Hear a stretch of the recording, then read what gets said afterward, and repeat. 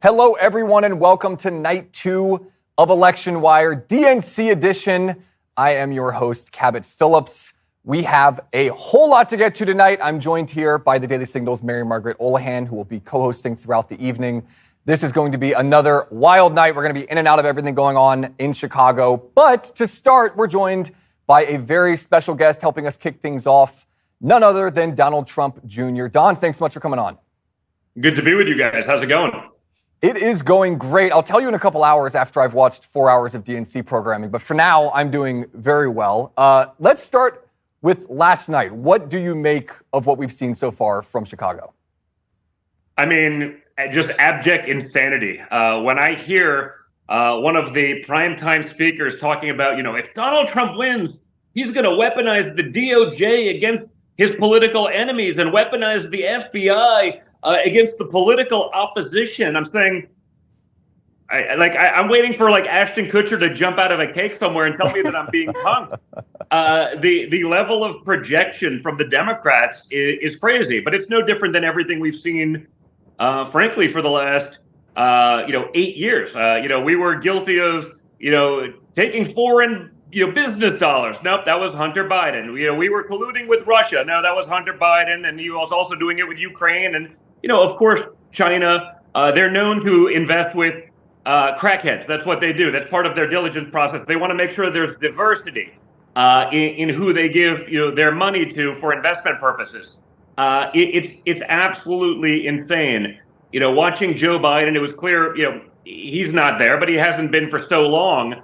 So the whole thing's been a bit of a clown show. I'm seeing I made a joke a couple of weeks ago on my Triggered podcast about hey guys, if you don't like this whole, just running roughshod with democracy, installing, a puppet candidate who didn't get any votes, you get through an entire democratic process where millions of people voted.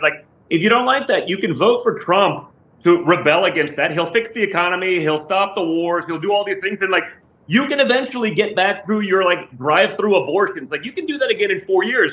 And lo and behold, I said it tongue in cheek, but lo and behold, they literally have a drive-through, abortion and vasectomy van, which, by the way, at the DNC, in this one instance, I'm not entirely against, actually, just so we're clear. I don't mind that in this case, but it's absolutely amazing. It's literally a clown show, and I can't imagine too many sensible people wanting this for the future of their country. I can't imagine wanting them to subject their children to the rule of these people because they're lunatics.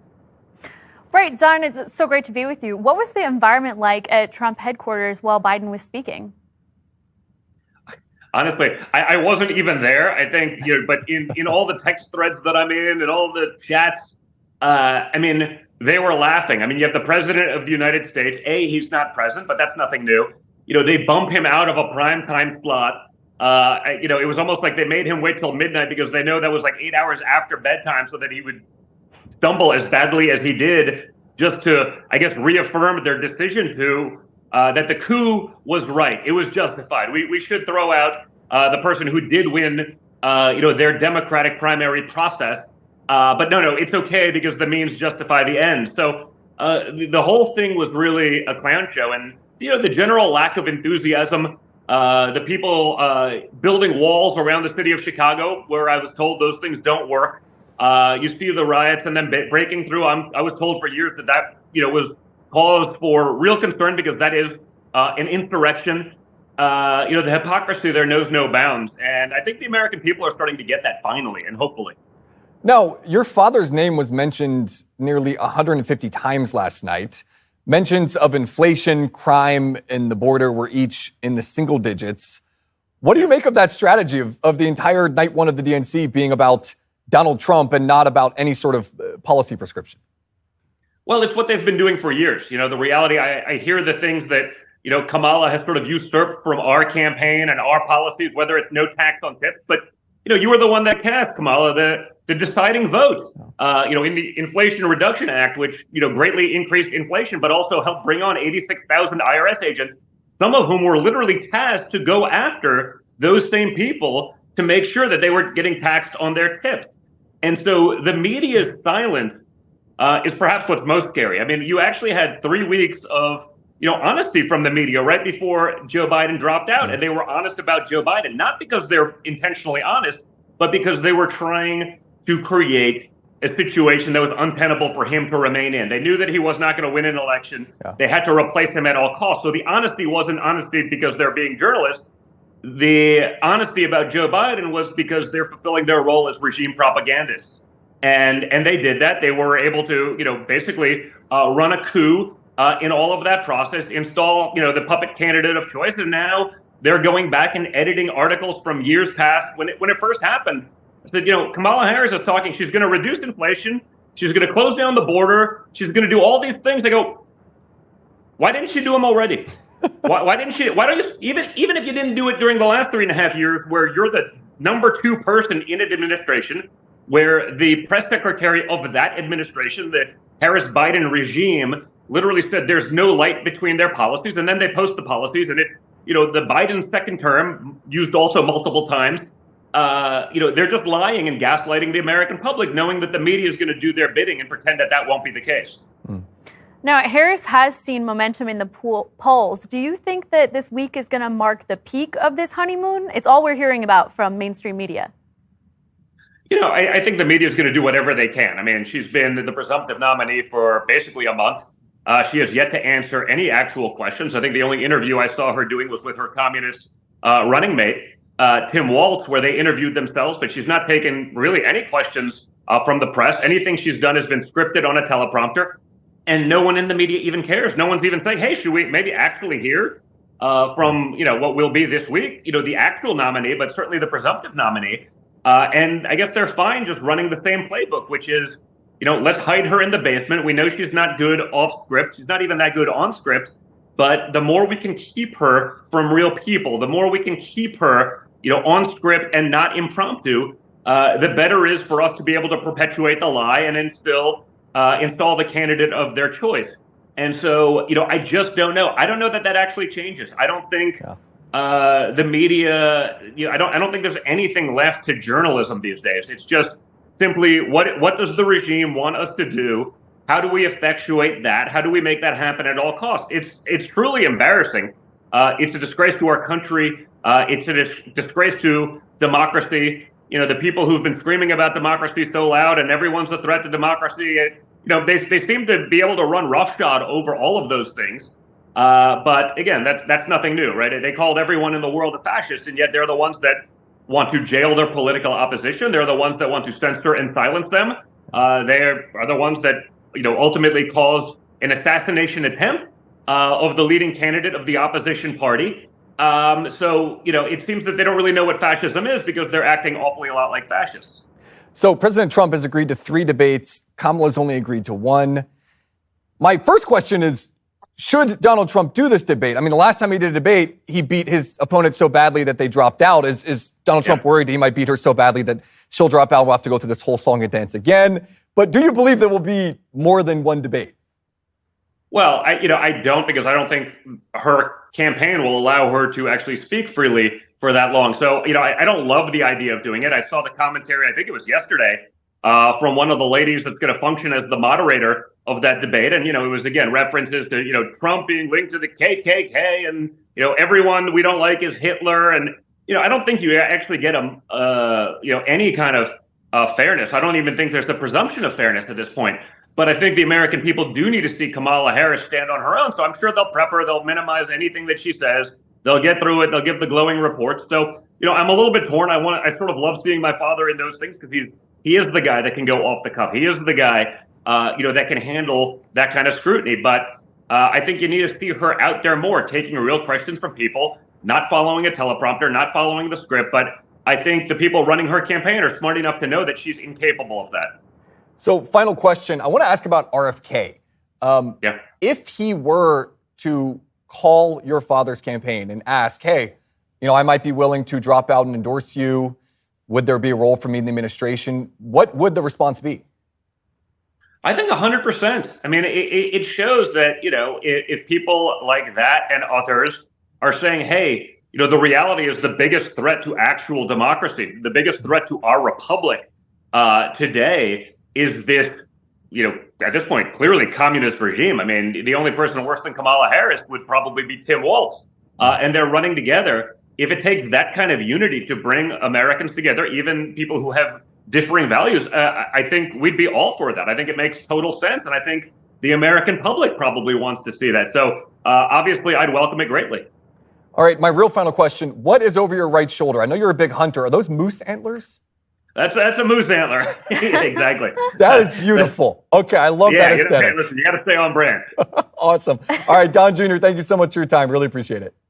Thanks a lot, guys. I feel sorry for you that you have to watch 4 hours of that stuff. I look forward just to seeing the highlight reel. We do, and that'll give me enough to comment for hours. But if someone has to do it, I'm glad it's you and not me. Yes, we do it so you don't have to. All right, have a great night, Don.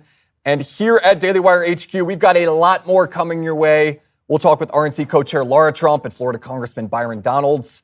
We'll also hear from the man himself, Mr. Ben Shapiro, and we will check in live with Daily Wire reporters Cassie Akiva and Spencer Lindquist, who are on the ground in Chicago covering some of those violent anti-Israel protests that have started to break out.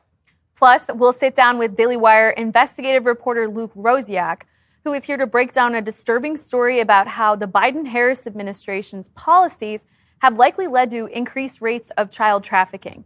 And of course, we'll hear from a long list of Democrat heavy hitters, including Chuck Schumer, Bernie Sanders, and of course, Barack and Michelle Obama. But first, let's meet tonight's panelists who will be here with us all night. Stephen L. Miller, Versus Media podcast host and contributing editor at The Spectator, coming on over here, and Caroline Downey, staff writer at the National Review and fellow at the Independent Women's Forum. Guys, thank you so much for being here. 4 hours? Did he say 4 hours? Yeah, when I said you guys would be with us here all night, based on what we saw last night, I think I literally mean all night. Okay, let's go. That did go very long. Let's go. Need a lot of stamina for that. Yeah, let's start with that, though. I mean, the idea that President Biden is giving his farewell address. He did? The primetime address. Yeah, Stephen, what do you make of that? The fact that it's after primetime and then the speech itself. I think they already have a hole dug in the woods of Delaware. Maybe two, if he doesn't pardon Hunter. Yeah, that was just... It's funny because everybody's saying this is disrespectful to the president, this is disrespectful from his party, and it's like Biden's kind of been a punchline for 50 years to his own party. It's one of the worst kept secrets in D.C. Obama chose him for assassination insurance and kind of plucked him out of the Senate, and that gave him kind of a second life. And then, of course, he didn't run, and then he did run, and he wins. And so he's kind of had this second life in D.C., all thanks to the Obamas in his circle, and they made it very well known that, no, sir, you're exiting the stage again. After Obama led him off the stage, and we were all called conspiracy theorists, this is now the actual, go, you're out of here. Which, I mean, it's really weird when they say passing the torch, because you think Biden would come out Thursday and introduce Kamala, and no, it's he said his piece, and it's get the gurney and wheel him off, and we're never going to see him again. Yeah, Caroline. Right, night one. Do you think we'll see him again? I mean, first, what do you make of the speech last night? Did he accomplish what he was trying to do? He delivered the eulogy of his political career, and it was bad. It was bad. It was humiliating to be relegated to the opening night of the convention, like you just said. No former president is given that time slot. Yeah. None that any of the power brokers of the Democratic apparatus actually respect. They are embarrassed by him. If you are actually dignified in this party structure, you are given the most prestigious spot at the end of the convention, not the beginning. And he repeated so many of the tired lines that we've heard throughout this unfortunate life cycle. They're the only ones he can remember. Yeah, right. I mean, invoking democracy, once again, still on the line. And he was just ousted, and he was the chosen nominee by 14 million primary voters. Yeah. So, I mean, just it's unbelievable, the incoherence. And yeah, I think it was sad because there could have been another way, I think, for him, but it was a coup d'etat. It certainly was by the Democratic machine. I was struck by how all of the audience kept saying, thank you, thank you. I'm curious what you guys think. Were they saying thank you to him for his presidency, or were they saying thank you to him for stepping down? For leaving. Goodbye. Yeah, kind of like what you said. This really was the eulogy, and it's like, let's get this dreary old half-dead president off the stage so we can bring out, I guess they brought out Little John tonight or something. Right. And so then we can get back to the joy, and we can get back to all of this stuff, and we can get back to the show, and, you know, this kind of completely artificial, rehearsed, kind of like what Don Jr. said there, where they need to have the idea of Kamala, but Kamala herself is terrifying to them, and I think that they all know that. And this is what's interesting about, hiding her away until a debate. That's what they did with Biden. And Biden, remember, he did, I'll do it twice. No, he didn't, and there's a reason for that. And so Kamala is kind of famous for getting decapitated in front of the country by Tulsi Gabbard. And so hiding her away, Great moment. Hiding her away to only roll her out on a live debate, I think it's another risk that they're really putting all of their eggs in their basket here.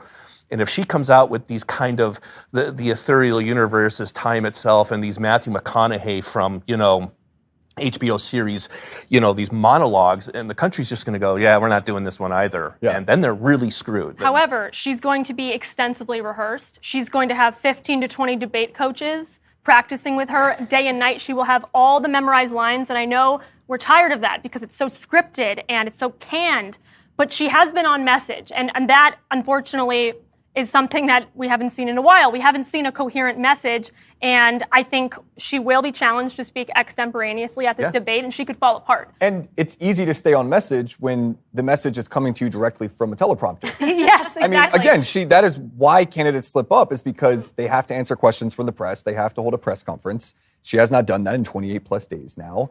And I do think the media is obviously complicit in that for going along with it.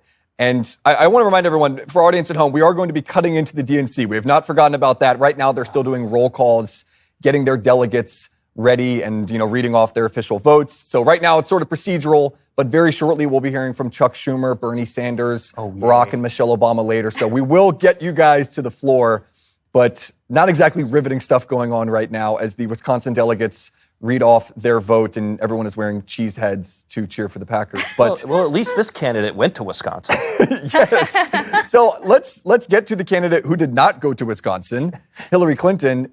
What did we think of her speech last night? It was interesting how she got a louder applause and a longer applause than Kamala when she made her surprise appearance. It's as if the delegates have forgotten this is the woman who gave us Donald Trump. And what does that tell you? That tells you, because, Hillary Clinton obviously crashed and burned against Trump at the end of the day. But that just goes to show you that this hype for Kamala Harris has been completely astroturfed by legacy media. You cannot manufacture enthusiasm, but I think what's palpable at this DNC is that it has been contrived. It's been invented out of whole cloth. This is a wholly uninspiring woman who is particularly vapid, whereas, Hillary Clinton does have some political skill. She does have some political prowess, even though she's insufferable. We can all admit that. Yeah, but she's not Brat, and Kamala is Brat. Oh, so. Right. Which, again, that was planted by a British pop star. I also don't know what it means. So I didn't think you knew what it meant. I say things. I could explain, but listen, Gen Z and memes, it's only so far that'll go, okay? Yeah. In terms of vibes. Steven, do you agree with that the enthusiasm is manufactured? Yeah. It is. Maybe now it's not. Now it's, she's got bales of money rolling in, and so they can kind of, use that to buoy her up. But this is kind of all about, we're rid of the dour old man. This is a new energy. We're moving forward. And kind of your point to this is they bring out Hillary, and they're kind of doing like this Disney nostalgia tour with her. They bring out Fight Song. I don't know whose idea that was. That was amazing. And they're like doing all like this, rolling Harrison Ford out to do Indiana Jones 6 in a wheelchair. And it's kind of, that's what this feels like. And I've said this for a while, is once you realize that Kamala is the do-over of 2016, in particular for our media. This is their chance to get what they feel they did wrong, which is they think, Ezra Klein from the New York Times said, you guys covered her emails too much. You spent so much time on all of this nonsense that you weren't paying attention to who Trump was, and this is their do-over. This is their opportunity to say, we're not going to blow this again. And I've said, you're going to see levels of insubordination from our media to Kamala Harris that is going to make Barack Obama look like an elementary school puppet show, because Obama didn't have TikTok. He had MySpace. He was kind of on the cusp of Twitter and Facebook.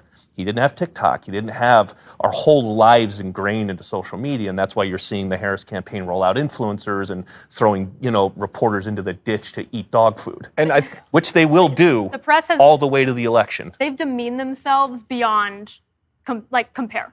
It's utterly ridiculous. And I think it's worth noting, too, that they have an incentive for her to win. There have been a number of reports coming out that Kamala, one reason that she's not having the media call on her publicly to speak to them is because she is talking to them off the record. A number of reports, Axios, Politico, have said that she's off the record speaking to them on Air Force Two, and that the general unspoken understanding is that, hey, I'll keep talking to you off the record. I'll talk to you when I'm in the White House.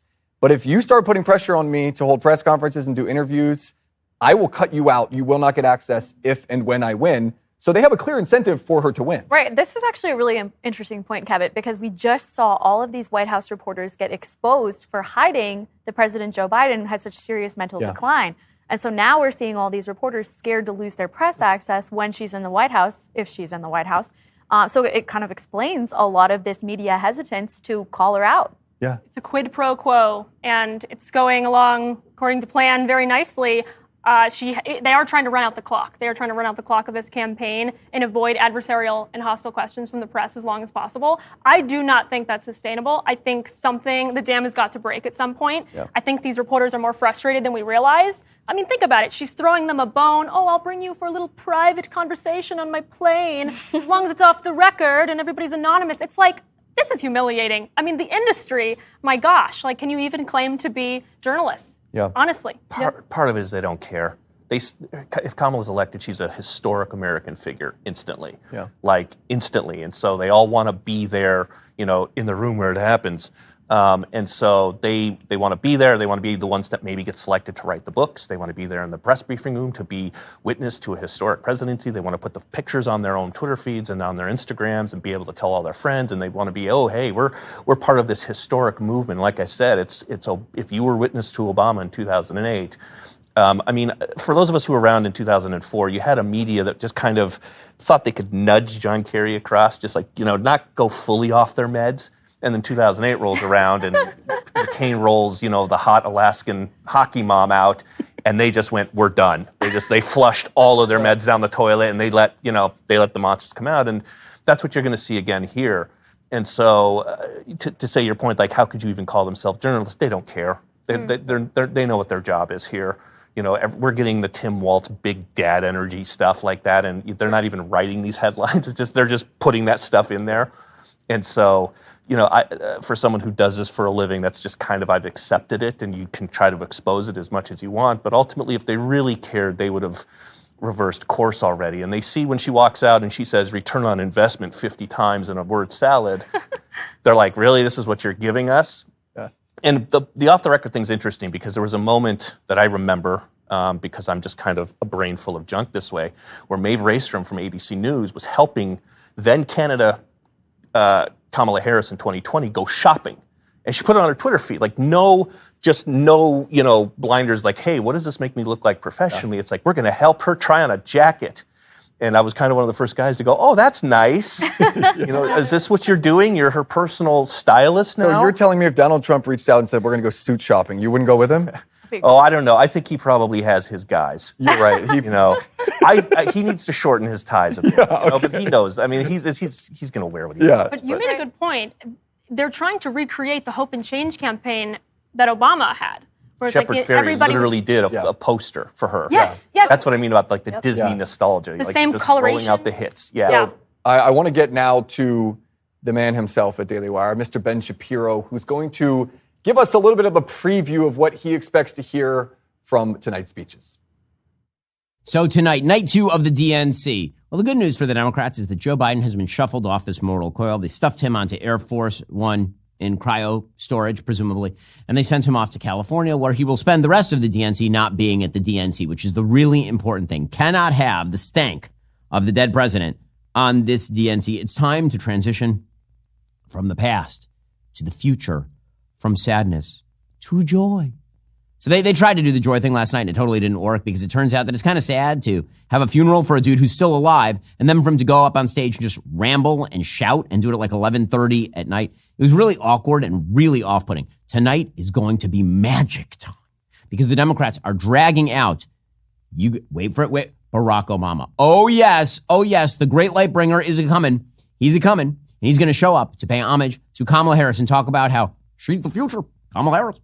I was the first black president, but she will be the first female black president. After that, we can have the first lesbian, transgender, Native American, female person of no specified sexual orientation as president. Okay, anyway, he's going to show up. He's going to do his routine. Michelle Obama is going to show up and do her routine as well. Remember the time that Michelle Obama was a political radical and we all knew it?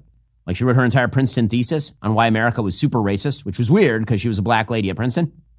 Well, she has now been turned into the new Oprah Winfrey. So they're going to drag her out so that she also can talk about how wonderful Kamala Harris is. We're also expected to hear from great thinker Bernie Sanders, who loves breadlines and the USSR. So it's great. The future of the Democratic Party, it turns out, is the actual Soviet past, which is very, very exciting stuff. We'll see how many Hamas protesters show up today. After all, it seems to be building a momentum. Apparently, the DNC is actually having an outside space available, like at the actual convention, for people to talk about why the Jews are bad.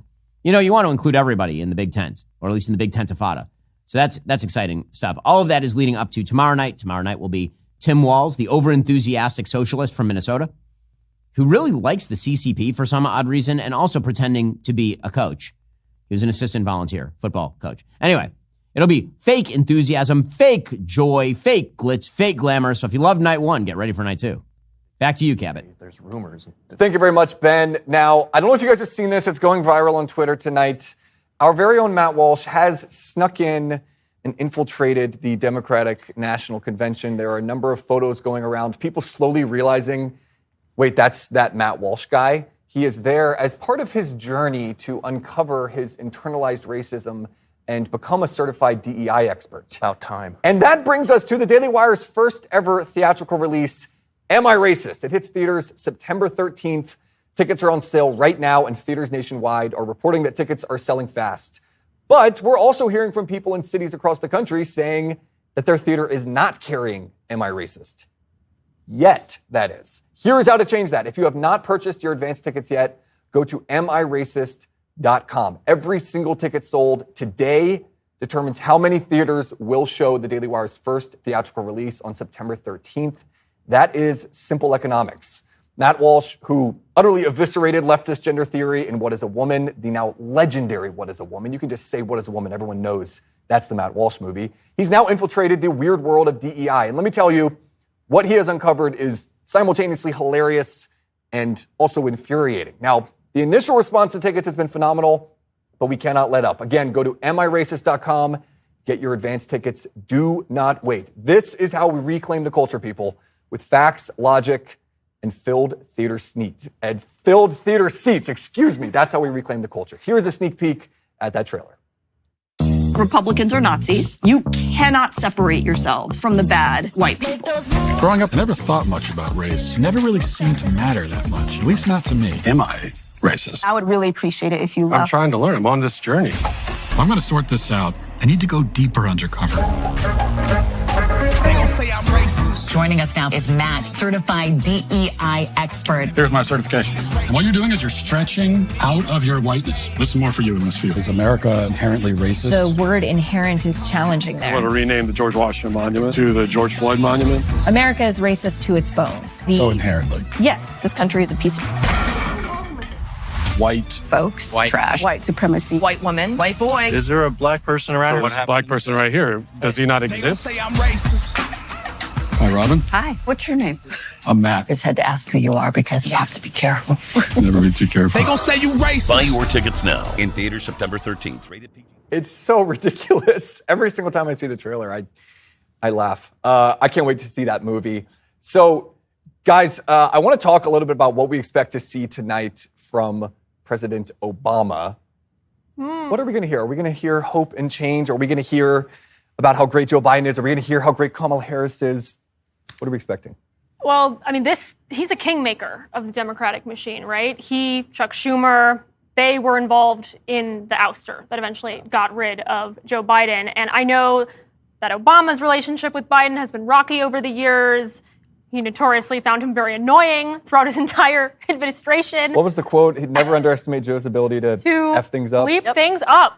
So what a sell, he was right, though. You know? You can't underestimate it. I mean, just absolutely. That has been proven out, and it's still being proven out because he's actually still president. I don't know if anybody remembers that. He's still president. Still putting out Spotify playlists. It's like he's never left. Here's my reading list. And on the stage right now, we have Ana Navarro, distinguished conservative thought leader who now has gone over to the left. And also in the arena right now in Chicago is our very own Spencer Lindquist. Spencer, are you there? Can you hear us in Chicago? Hey, I'm here in Chicago. I can hear you, and we've got a packed arena right behind me. I've been out on the streets with the protests. Now I'm inside and seeing two very different scenes unfold here in Chicago. What are those two scenes? Walk us through what you're seeing. So, of course, we've got the convention going on, and this really is a time when the Democratic Party wants to ensure that there is unity behind their candidate, behind Kamala Harris. This is a candidate, of course, who has not gone through a primary, so it's extra important that they unite the party behind her. But I've been spending time out on the streets, out at these protests. My colleague Cassie Akiva is actually at a protest at the Israeli consulate right now. And what we're seeing is that the left is anything but united right now. We've got people celebrating and totally behind Harris here. And we've got people on the streets calling her Killer Kamala and Genocide Joe out on the street. So we've got a very fractious left right now with two very different views of this party and of this candidate. Spencer, give us a glimpse. What are you hearing on the streets? What kind of rhetoric are they saying? So I was at Union Park yesterday, and it was for the March on the DNC, and this was a coalition of really a hodgepodge of different leftist organizations. Some of them were rather explicitly pro-Hamas. Other ones were revolutionary communists, self-described revolutionary communists. Others were there for general economic reasons. Some were there demanding amnesty for illegal immigrants. But really, the unifying message was that they were not happy with the Democratic Party. I spoke with somebody yesterday who actually said that he supports Hamas. He made it very clear, he was very direct. Didn't mince any words, saying that he supported Hamas, he supported their actions on October 7th. I spoke with people yesterday who were saying that they want to abandon the Democratic Party, abandon Harris. And it wasn't just rhetoric. We actually saw people pushing down one of these steel barriers that law enforcement had set up between the protesters and the convention center. And right now there is a very lively, a very tense protest happening at the Israeli embassy. So these protests are really just getting started. They're going to be continuing tomorrow and on Thursday. And I think it's going to make this division even clearer between these two factions of the left. So, Spencer, Chuck Schumer taking the stage behind you. That was the erupting applause. People were dancing or celebrating for Chuck Schumer's strange dancing. We'll get to him in 1 minute, but I have one final question for you. On Tim Walz, all of the anger, is it being directed at Kamala Harris and Joe Biden? Because we know Kamala Harris seemingly did not pick Josh Shapiro because he is Jewish and maybe too supportive of Israel. Walz seemed to be sort of a play to that side of the party. Has any of the rhetoric been directed to him? A little bit. People were effectively saying, "Don't fall for it." That was their message. They were not supportive of Walz at all. But really, the ire, you could see it flip from Joe Biden. They were calling him Genocide Joe, and they've transitioned to Killer Kamala. So that's their new rhetoric. And really, they are focusing on the candidate on the top of the ticket, but they're also looking at the Democratic Party writ large, saying that this will not bring about the change that we want to see. I mean, we had revolutionary communists there who are literally calling for a complete and total overthrow of American society. So I think for many of these protesters, no matter who's on the ticket, no matter who's on the top of the ticket, they're not going to be pleased, they're not going to be happy. And this could spell trouble for the Democrats as they try and create a unified left going into this election. Well, when I hear revolutionary communism, I think of Tim Walz's description of communism, that it's just everyone sharing. All right, Spencer, we will leave it there, and we'll have a lot more from you throughout the week. Thank you so much for all of that information. Thank you very much, Cabot. All right, now we're going to get to the man behind him taking the stage, Majority Leader Chuck Schumer.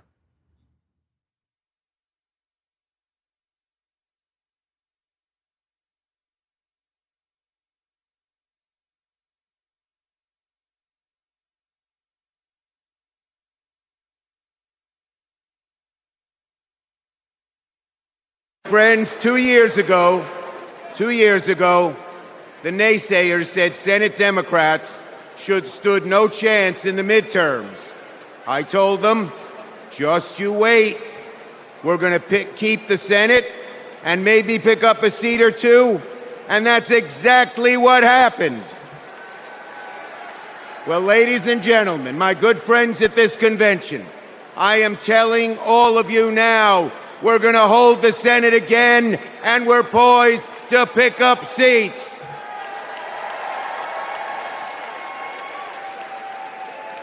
A Democratic majority to create good-paying jobs and lower costs, to defend a woman's right to choose, to deliver for communities back home. Our senators are doing it, like Jackie Rosen, delivering high-speed rail for Nevada. John Tester, bringing high-tech jobs to Montana. And Bobby Casey and Sherrod Brown and Tammy Baldwin and Martin Heinrich fixing bridges in Pennsylvania and Ohio and Wisconsin and New Mexico. We also have amazing candidates. Ruben Gallego, Angela Alsobrooks, Andy Kim, Alyssa Slotkin, Lisa Blunt, Rochester, Colin Allred, Debbie Mucarsel-Powell. And folks, listen to this. More than half of our candidates are candidates of color. We're making the Senate look like America. Now let's compare that with Senate Republicans.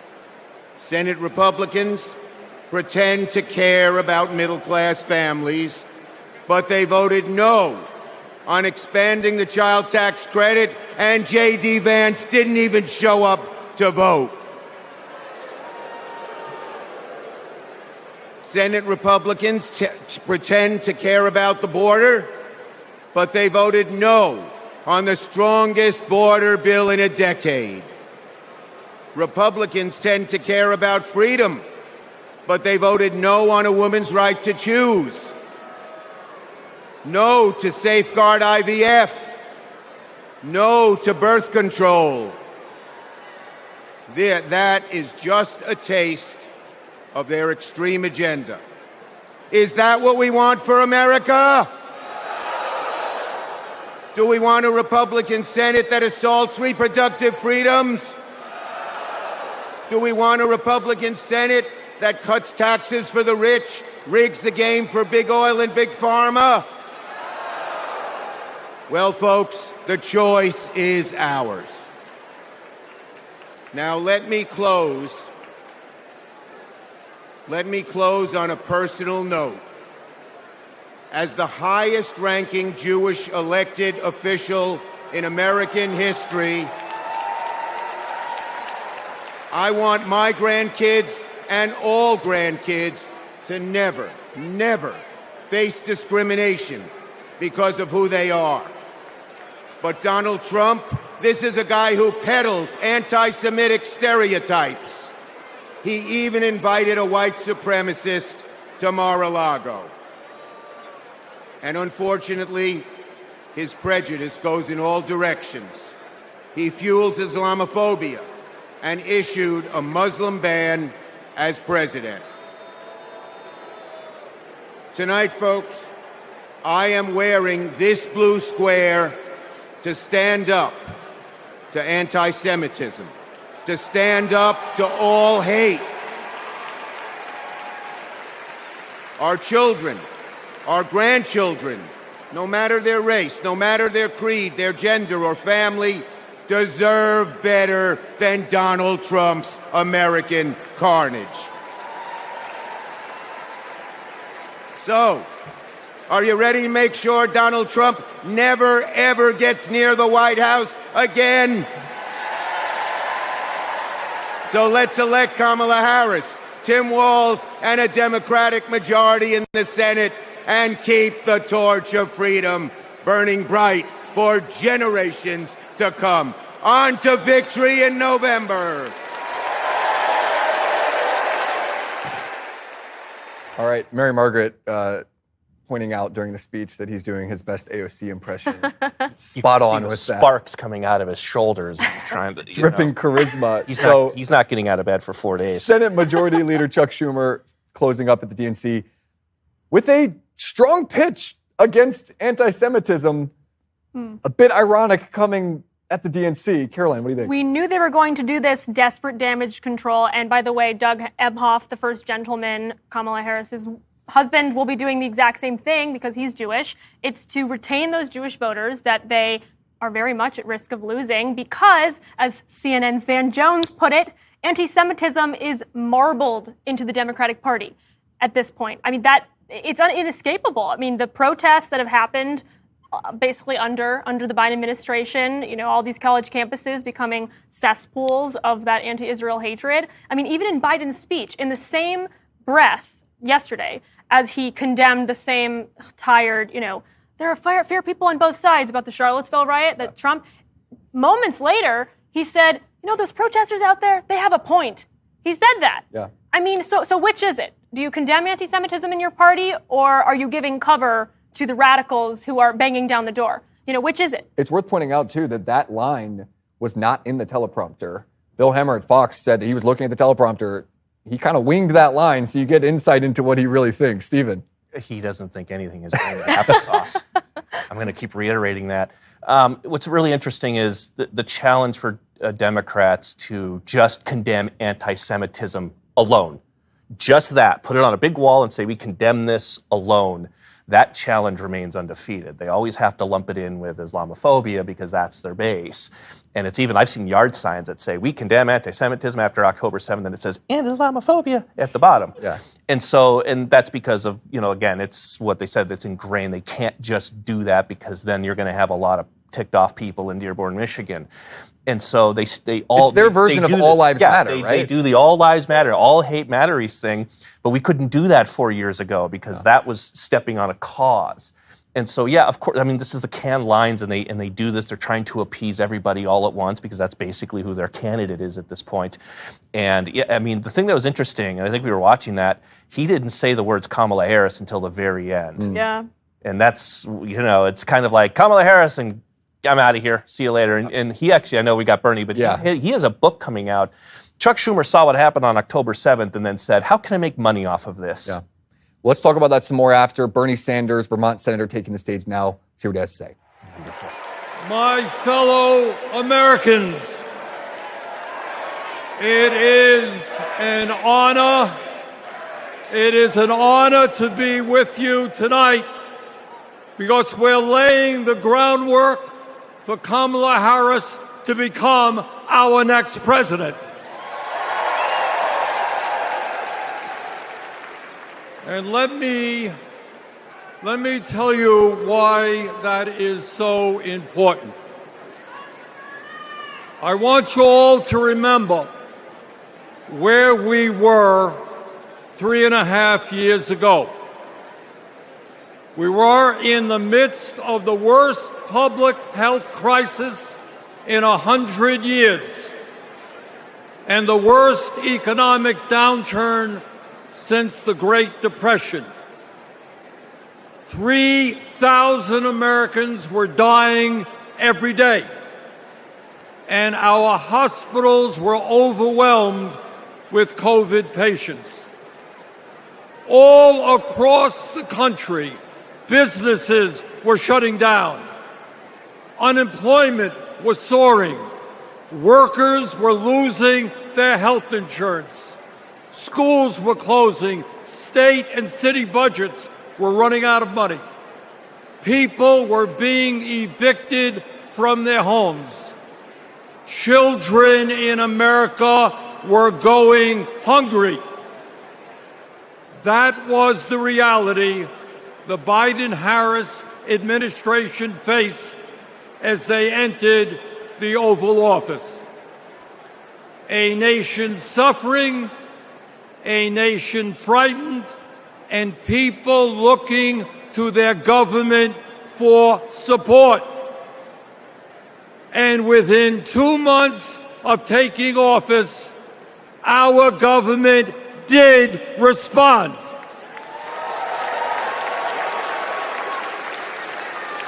We passed the American Rescue Plan, which provided $1,400 for every man, woman, and child in the working class. We extended and expanded benefits for the unemployed. We provided emergency assistance for small businesses to stay open. We guaranteed health care coverage to tens of millions of Americans through one of the largest expansions of Medicaid in history. We provided rent relief and mortgage assistance, which prevented tenants and homeowners from being evicted. We established emergency food programs for hungry children and the elderly, and protected the pensions of millions of union workers and retirees from being slashed by up to 65%. Oh, and by the way, we cut childhood poverty by over 40% through an expanded child tax credit. Thank you, President Biden. Thank you, Vice President Harris. Thank you, Democratic Congress.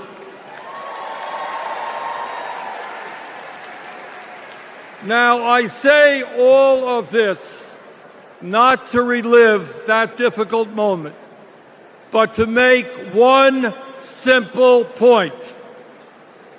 When the political will is there, government can effectively deliver for the people of our country.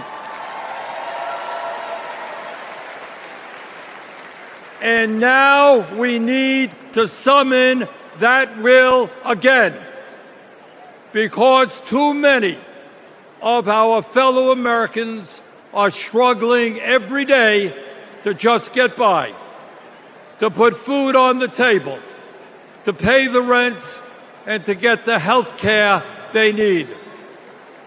Brothers and sisters, bottom line, we need an economy that works for all of us, not just the billionaire class.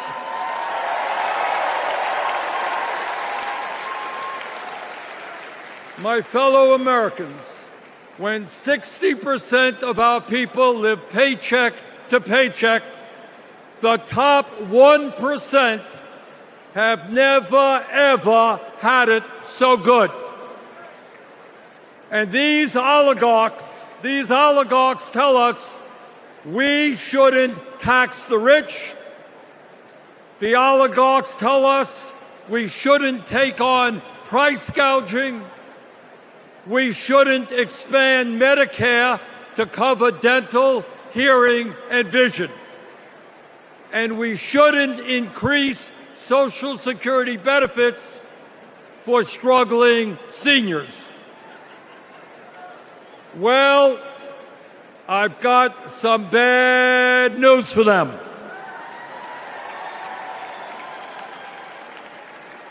That is precisely what we are going to do.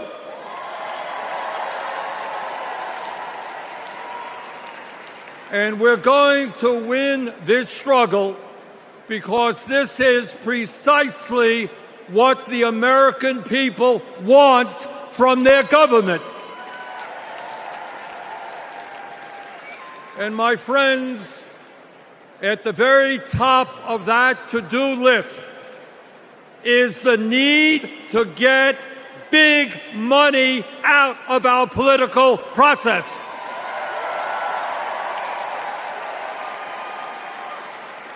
Billionaires in both parties should not be able to buy elections, including primary elections.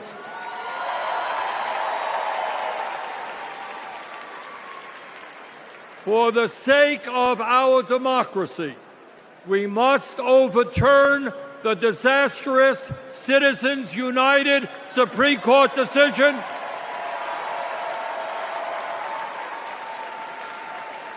and move toward public funding of elections. And let me tell you what else we must do. We need to join the rest of the industrialized world and guarantee health care to all people as a human right, not a privilege. We need to raise the minimum wage to a living wage. We need to pass the PRO Act so that workers can organize a union and gain the decent pay and benefits they deserve. We need to strengthen public education, raise teachers' salaries, and make sure that every American, regardless of income, receives the higher education he or she needs. We need to take on Big Pharma and cut our prescription drug cost in half so that we no longer pay any more than other countries. Joe and Kamala made sure that no senior in America pays over $35 a month for insulin. We need to make sure that reality is true for every American. I look forward to working with Kamala and Tim to pass this agenda. And let us be very clear. This is not a radical agenda. But let me tell you what a radical agenda is. And that is Trump's Project 2025. At a time of massive income and wealth inequality, giving more tax breaks to billionaires is radical. Putting forth budgets to cut Social Security, Medicare, and Medicaid is radical. Letting polluters destroy our planet is radical. And my friends, we won't let that happen.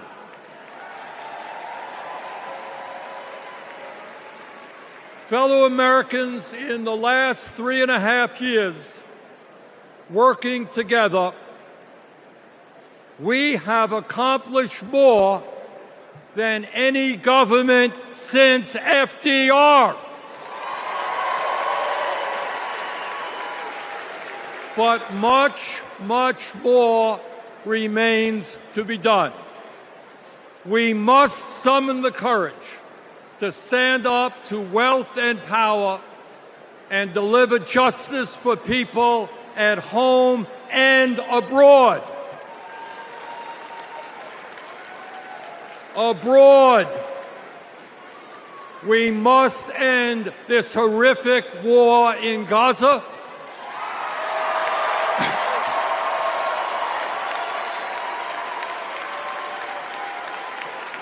Bring home the hostages and demand an immediate ceasefire.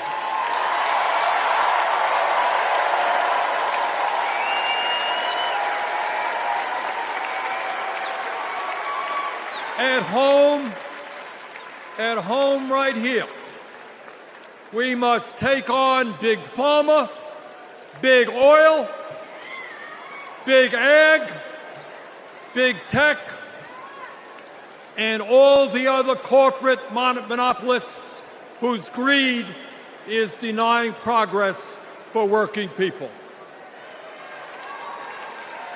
On November 5th, let us elect Kamala Harris as our president, and let us go forward to create the nation we know we can become.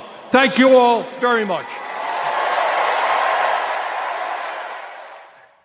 The Vermont Senator Bernie Sanders finishing up. That is so bad. I'm not even going to try and do that. I apologize to all of you at home for making you listen to that. Bernie Sanders wrapping up in Chicago. Stephen, what do you make of them rolling out Mr. Sanders? A couple things. He's been replaced by Walz. I mean, everything about, I think Kamala just picked the new Bernie for her running mate. What's interesting is this is the second election in a row where the kind of establishment DNC kind of halted, and kind of said, hey, nope, we're going with Biden, guys. We're not going to go with Bernie, because Bernie was on kind of a roll there. Yeah. And then, of course, South Carolina came along, and Jim Clyburn said, we're done with this nonsense, and that was the end of it. So this is kind of the second election in a row where they kind of usurped in to step in and get the candidate. And I think what's really interesting about Bernie, and I don't think this gets said enough, is how much of an establishment parrot he became. And I think that was the difference between him and Trump. Trump kind of just came in and said, I'm burning this whole thing down. It's failed. And then they said, okay, and the voters went with him.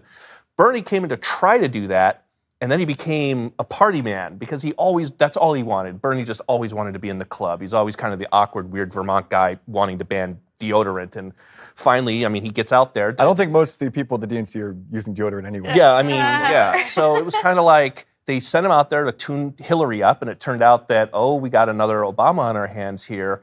And so they offered to buy his mailing list, and gave him another house in return, and now he's been a team player ever since. And you see this with Marxby Ocasio-Cortez doing the same thing. She's on her, now party line thing.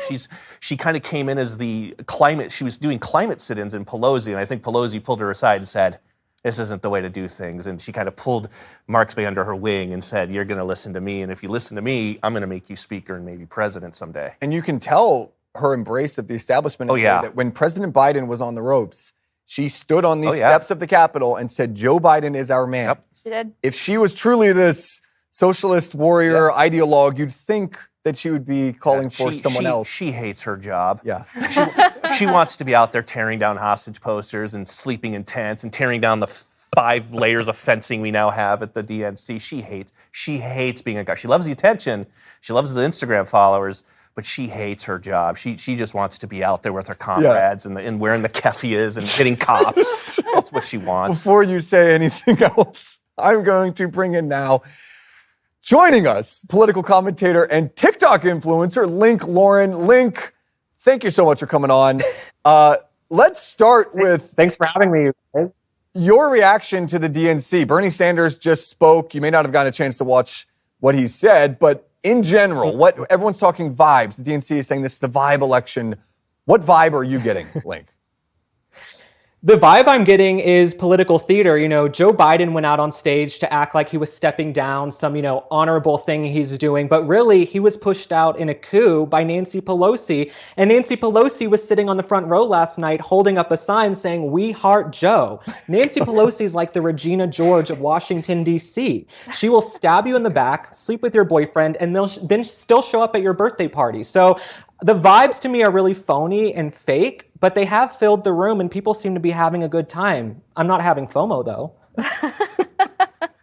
So talk to us about the Gen Z vote right now. I mean, you are on TikTok. I'm not going to pretend that I am on TikTok. I don't know anything going on. You are very famous on TikTok, though. So what is the Gen Z vibe, again, to steal their phrase? We've seen polling that says young Gen Z women, overwhelmingly Democrat, but we have seen polling that young Gen Z men, like yourself, are more conservative than liberal. At least that's what the polling is saying.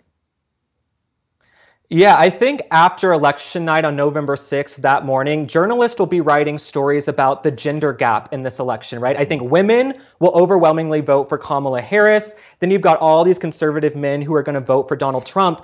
But what I'm still waiting to see from Kamala Harris are real policies. She tried to unveil this economic policy a couple of days ago. It was canned by the mainstream media, by every economist. This price gouging just isn't going to fly. I've yet to see how she's actually going to help young people. Kamala Harris talks about this $25,000 for first-time homeowners. She hasn't laid out how she can actually get this passed. That, to me, is more of a campaign promise than something she can actually do in office. I think young people are a lot smarter than Kamala is giving them credit for. If I were her and I had all these eyeballs on me on social media, I would be dropping content speaking to young people. I wouldn't be focused on vibes or viral, funny comedy videos. I would lay out 5-point plans, 6-point plans on how you're actually going to help them.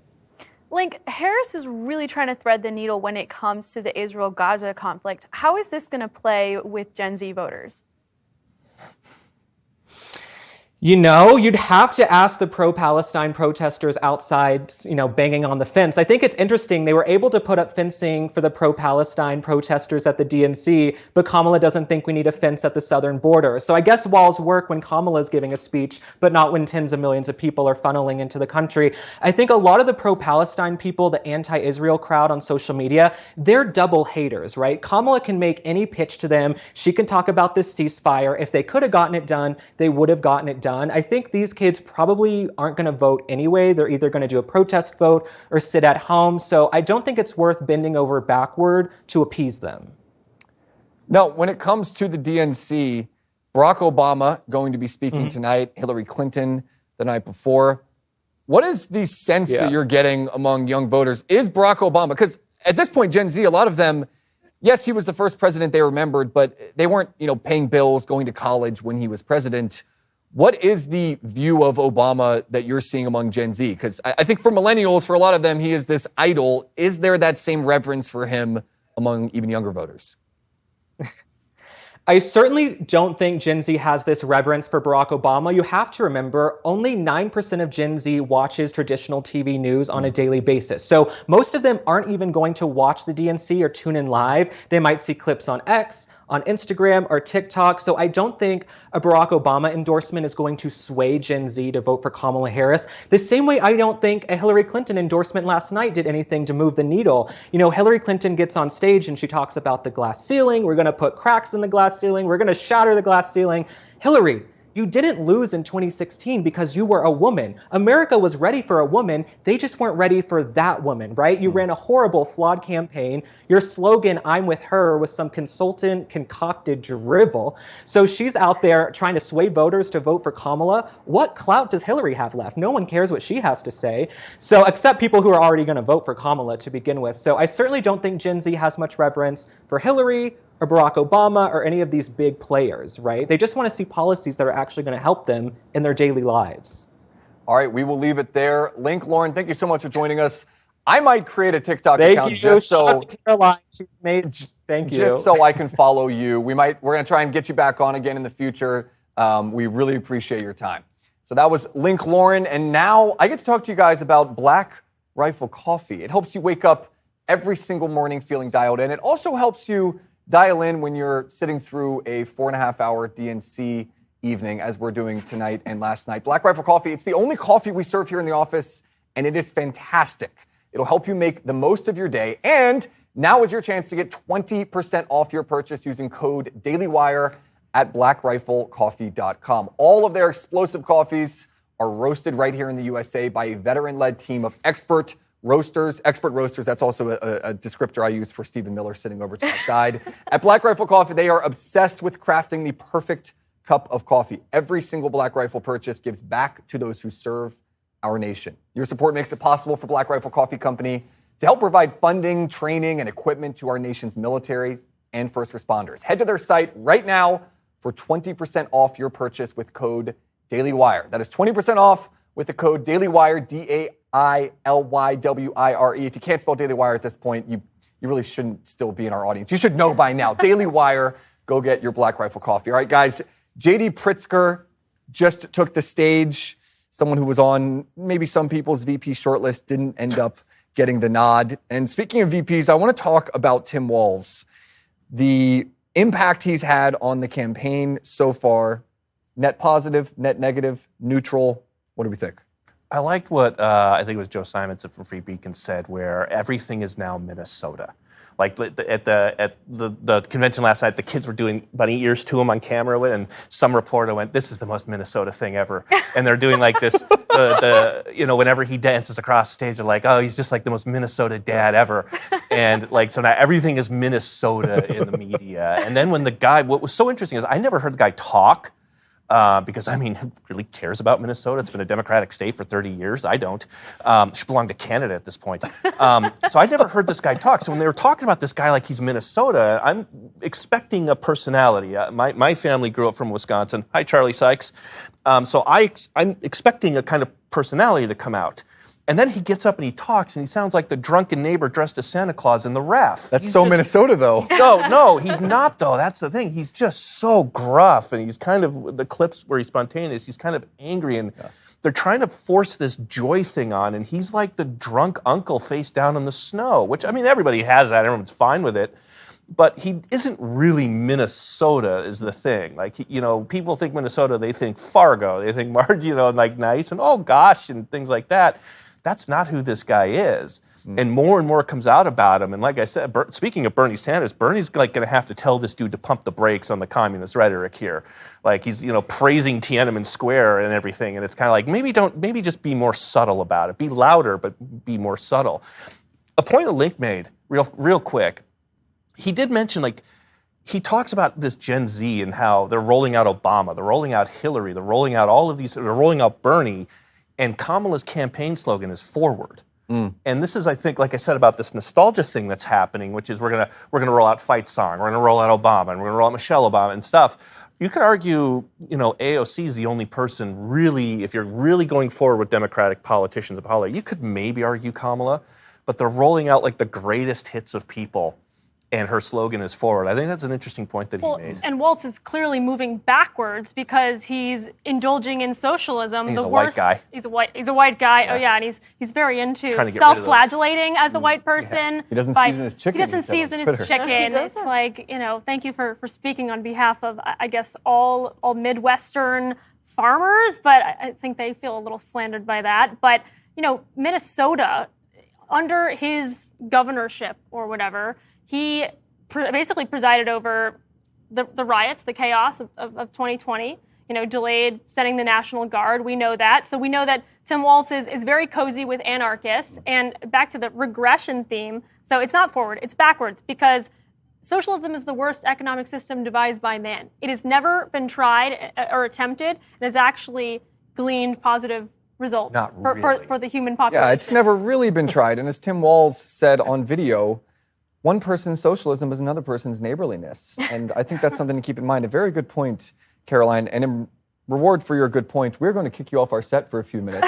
That's what you get here at Election Wire. You get kicked off the set. And replacing Caroline is going to be Daily Wire investigative reporter Luke Rosiak. We'll have Caroline back here in a few minutes. She's going to go eat some Nashville hot chicken that we have here on set. Luke Rosiak, have a seat. It's so good to see you. So many of you know this man. If you have not seen an interview of his, I can almost promise you, you have read his work. One of the top investigative reporters, not just on the right, but in the country. And Luke, you've been working on a new story talking about the Biden administration and the impact that it's had potentially on making it easier for criminals to engage in child trafficking. Tell us about that story. Well, the biggest story I think people need to understand going into this election has been the effect of the unaccompanied alien child program. We were always told that Trump was separating families and the Biden administration was reuniting them.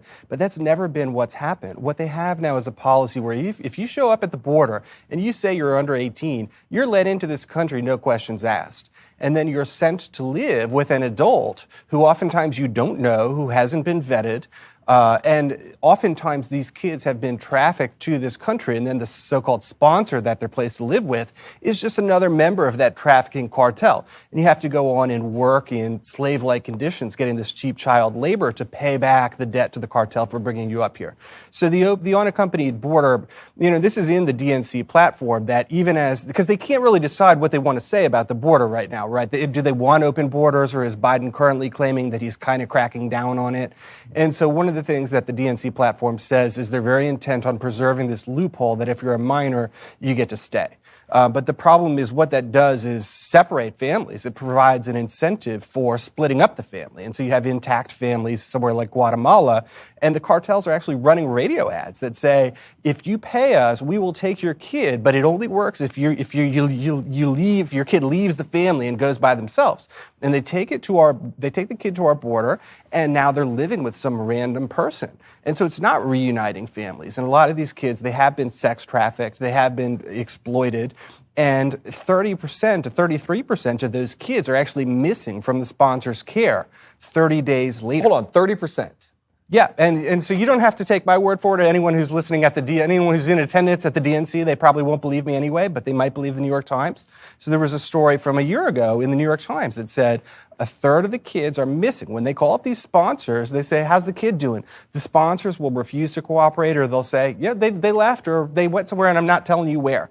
And nothing happens to these sponsors. If you were a foster child, if you were a parent who went through this very laborious process to adopt a kid, and a lot of people want to be parents and they go through this years-long process to adopt, or if you're just any kind of parent, Child Protective Services is going to get on you if you abuse your kids.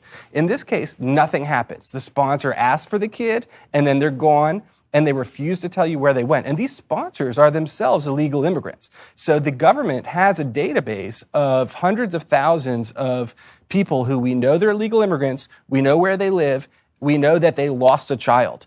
And the government is protecting these illegal immigrants and not trying to help the kids that they lost. And so when the New York Times did their story over a year ago, there was 85,000 missing children. And a report came out just today from the Inspector General of DHS that says the total amount of unaccompanied children, which have crossed the border in the last couple of years, is now just under 500,000. And if you look at a third of those being missing, that's 150,000 missing children. And I think that's the biggest crisis in our country now. We've got to help these kids, we've got to rescue them, and we've got to make sure that there's not an incentive for these cartels to continue to bring lonely, frightened children and dump them in the homes of random adults and call it compassion. Luke, there were some really horrible specifics in your story, which I believe were exposed by some whistleblowers, or else we wouldn't even know about this. Can you share a little bit about some of these kids who are holding signs showing that they were maybe up for auction? Yeah, I mean, so there are sponsors who, and by the way, basically there used to be rules where you had to be a relative and they would do DNA tests. But what happened is so many unaccompanied minors crossed the border that they had nowhere to put them. And Biden painted himself into a corner by saying Trump was keeping kids in cages, which was really just a secure facility run by social workers. And so, but he didn't want to seem hypocritical. So instead of saying I made a mistake and I unfairly criticized Trump, the solution is basically to dump these kids into the care of unvetted people. So they got rid of DNA testing. They got rid of, criminal background checks. They got rid of the requirements that you've got to be related. And some of these people are requesting like dozens of kids. And sometimes they'll say, like in one case, this guy said, I'm requesting my sister to come live with me. Well, next thing you know, he's on Facebook with like intimate pictures, let's just say pictures that suggest that these are not sister and brother. And so another case, they put this woman, and you can see a picture in my story. The whistleblowers from HHS came forward. All these women signed up to go help the kids, and they kind of probably believed what many readers of sort of the left-leaning media thought, that we're just helping kids. And when they got there was a lot of people working for the government that said they started to feel dirty. They started to feel it's more like I'm a trafficker or I'm a pimp. And so they came forward, and you can see pictures. There's like a middle-aged woman that claimed she was 17, and the government was like, yeah, this is fine. And they put her with someone who claimed to be her dad, but her dad was younger than her. And so next thing you know, she's on this Facebook, she's listed on this Facebook profile, and the profile says occupation, trafficker. And then he lists all these females, including the woman I just mentioned. And then some of one of the pictures, the woman has a number as if she's being auctioned. And so this is the least compassionate thing you could do. Kids need parents. Kids need to stay with their parents, and their families are actually intact as it is in Mexico or Guatemala or wherever they are. Now, I want to hear from some of those whistleblowers. Let's play that video, and I want to get your reaction. They would use shame tactics to try to get a case manager to process the child quickly through, and a lot of times, if there was a delay, it was because there was some red flag that came up. There was a reason for the delay, so this is why they were prioritizing speed over safety of the children. Well, there was actual reports within the companies where these kids were calling the government phone that we had and say, hey, I'm being treated bad. Yeah. I'm being forced to work, and I'm only 13.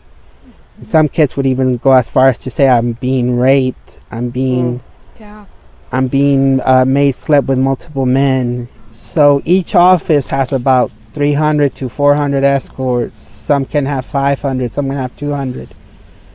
And all these escorts are moving kids in the thousands each week. So thousands of children handed off to the wrong people. And so that might explain why today there's at least 85,000 children missing from this program. That would explain why hundreds of children are calling a hotline to say, I'm being abused, neglected, and trafficked. I don't believe 85,000 is correct. I believe it's a much larger number. When we were seeing these IDs, some of these IDs were false. And we can tell. You don't have to be an expert, but you could tell that these IDs were false. I was told we were not there to investigate the sponsor, that we were there to reunify the child to the sponsor. That was one of the things. And then the other thing that we were told were, well, you're not a professional. How would you know? So knowing that you're taking information or documentation that can potentially put this kiddo in harm's way, and you keep telling them and nothing is being done. I have children. It's frustrating. And so it weighs very heavy, Yes. So, Luke, when it comes to the DNC's platform on this issue, what are they proposing to do? Well, immigration is probably the most important topic right now. So the first thing I did when the DNC platform came out is read the immigration section. And the main thing they want to do is pass something called the U.S. Citizenship Act. And they don't really describe it. They just kind of say, that's the main thing we need to do, and then everything will be great. But I've heard of this act before, and when I read it, this platform, I was like rubbing my eyes. Like it couldn't really be in there. This is the kind of thing that AOC pushes or Bernie pushes. It's not a mainstream party, platform type thing. It's not a coalition deal. There's nothing centrist about it. But this is the official Kamala position, and anyone who pulls up, you can read it yourself. They endorse the U.S. Citizenship Act, and so when you read what that bill says, it would legalize all 15 million illegal immigrants in this country. First thing it does is kind of Orwellian. It rebrands illegal immigrants as, quote, legal prospective immigrants. Newcomers.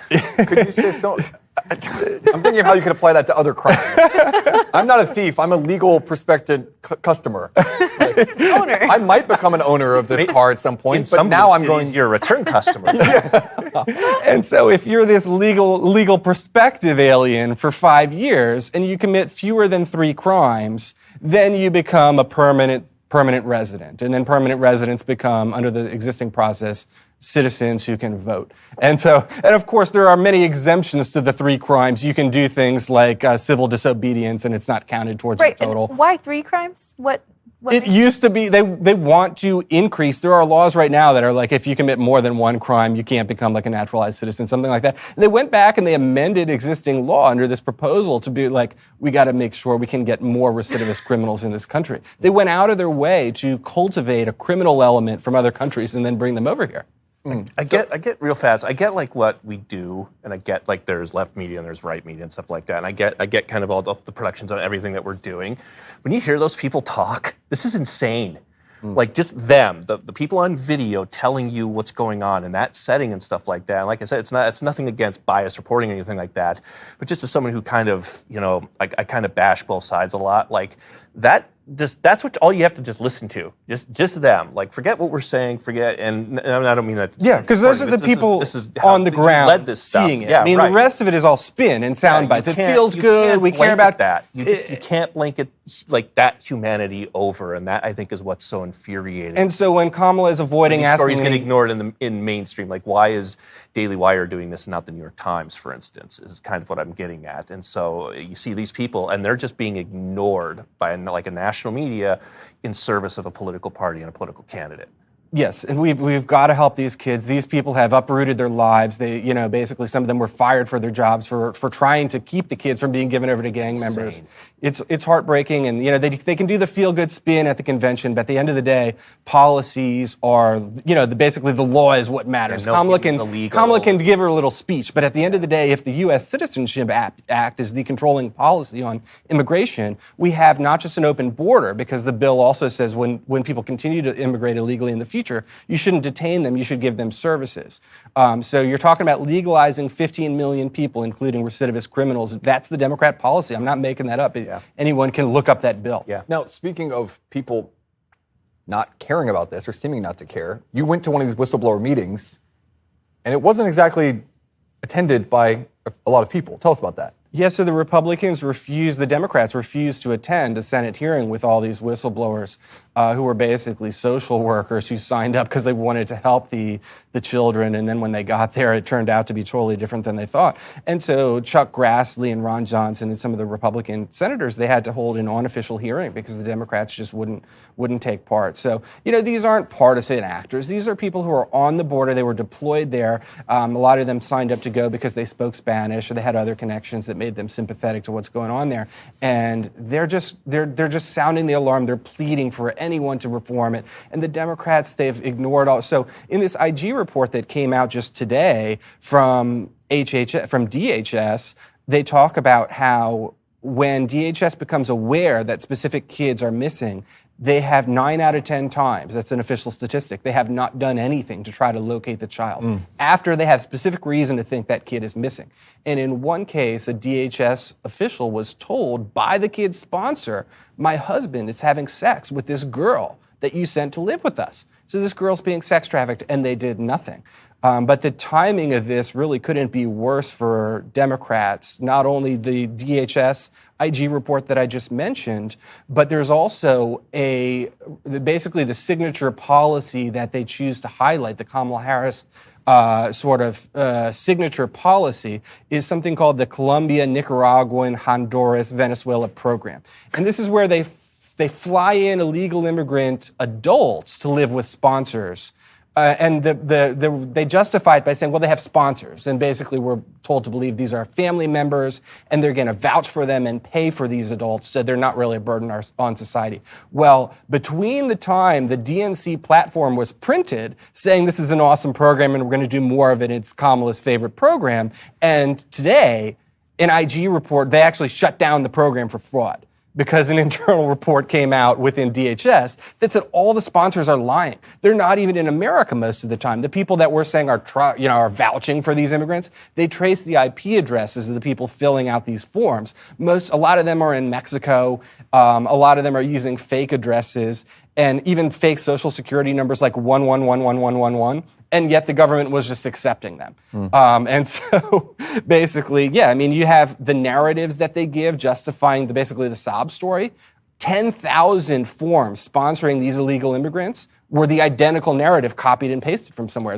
It's just fraud manipulating the system. Is that when media says, because this could be so explosive to say Biden and then now Kamala, is that when they step in and say this is all just a far-right conspiracy theory and that cuts it off and that protects it from getting out? Well, the AP actually did a story about this program a year ago saying literally just go to Facebook and type in sponsors and you'll find these public groups where people are exploiting these wannabe immigrants by saying, if you pay me, I'll pretend to be your family member and I'll vouch for you. So we're told that Biden and Kamala are telling people, well, we're compassionate and we're going to have Americans vouching for them and funding them. It's actually the opposite. Right. These are predators who are exploiting poor people in third world countries for financial gain. And when you try to bring it up, Kamala stepped on it's a QAnon conspiracy theory and it's a crazy Hollywood. The AP warned about it and DHS continued to run it. So that's how a lot of these programs are, and that's what the whistleblowers who you just heard from will tell you is it's kind of with a wink and a nod. It's like we're all these kids are being placed with family members, but we're going to take away the DNA testing. And so what that means is wink, wink. We know they're not family members. It's designed to be,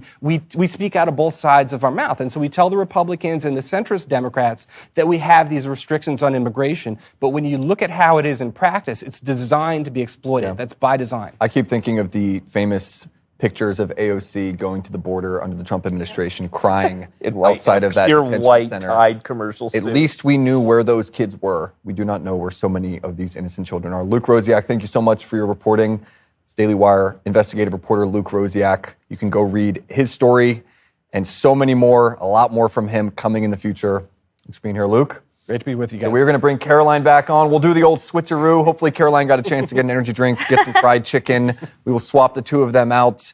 And on the point of immigration, Stephen, I want to get to you on something we heard from President Biden last night, talking about immigration. Oh, great. Which, by the way, was only mentioned in the single digits. The border and immigration were mentioned fewer than 10 times. Donald Trump's name mentioned 148 times on stage last night. But President Biden made a claim. He said, illegal border crossings under my watch are lower than they were under Donald Trump's administration. Did anybody fact check that? Glenn? We did at the Daily Wire. Dale? Anybody? Did you fact check that one? Well, they only fact check the RNC. Or are you guys on vacation again this week? What do you think of that claim? I mean, are they assuming people aren't, the media's not going to call us out? People might believe it. Let me put it to you in personal terms. Where I live, and you're not going to find out, where I live in the last 3 years, there has been an influx. If you go to a grocery store parking lot, if you go to a Home Depot, and I know that these are the cliches, it's like they're hanging out at the Home Depot, like Trump's even thrown that one out there or whatever. And you throw that off as like, well, the boomers are angry because, we're getting more influx of minorities and, it's becoming more of a whatever.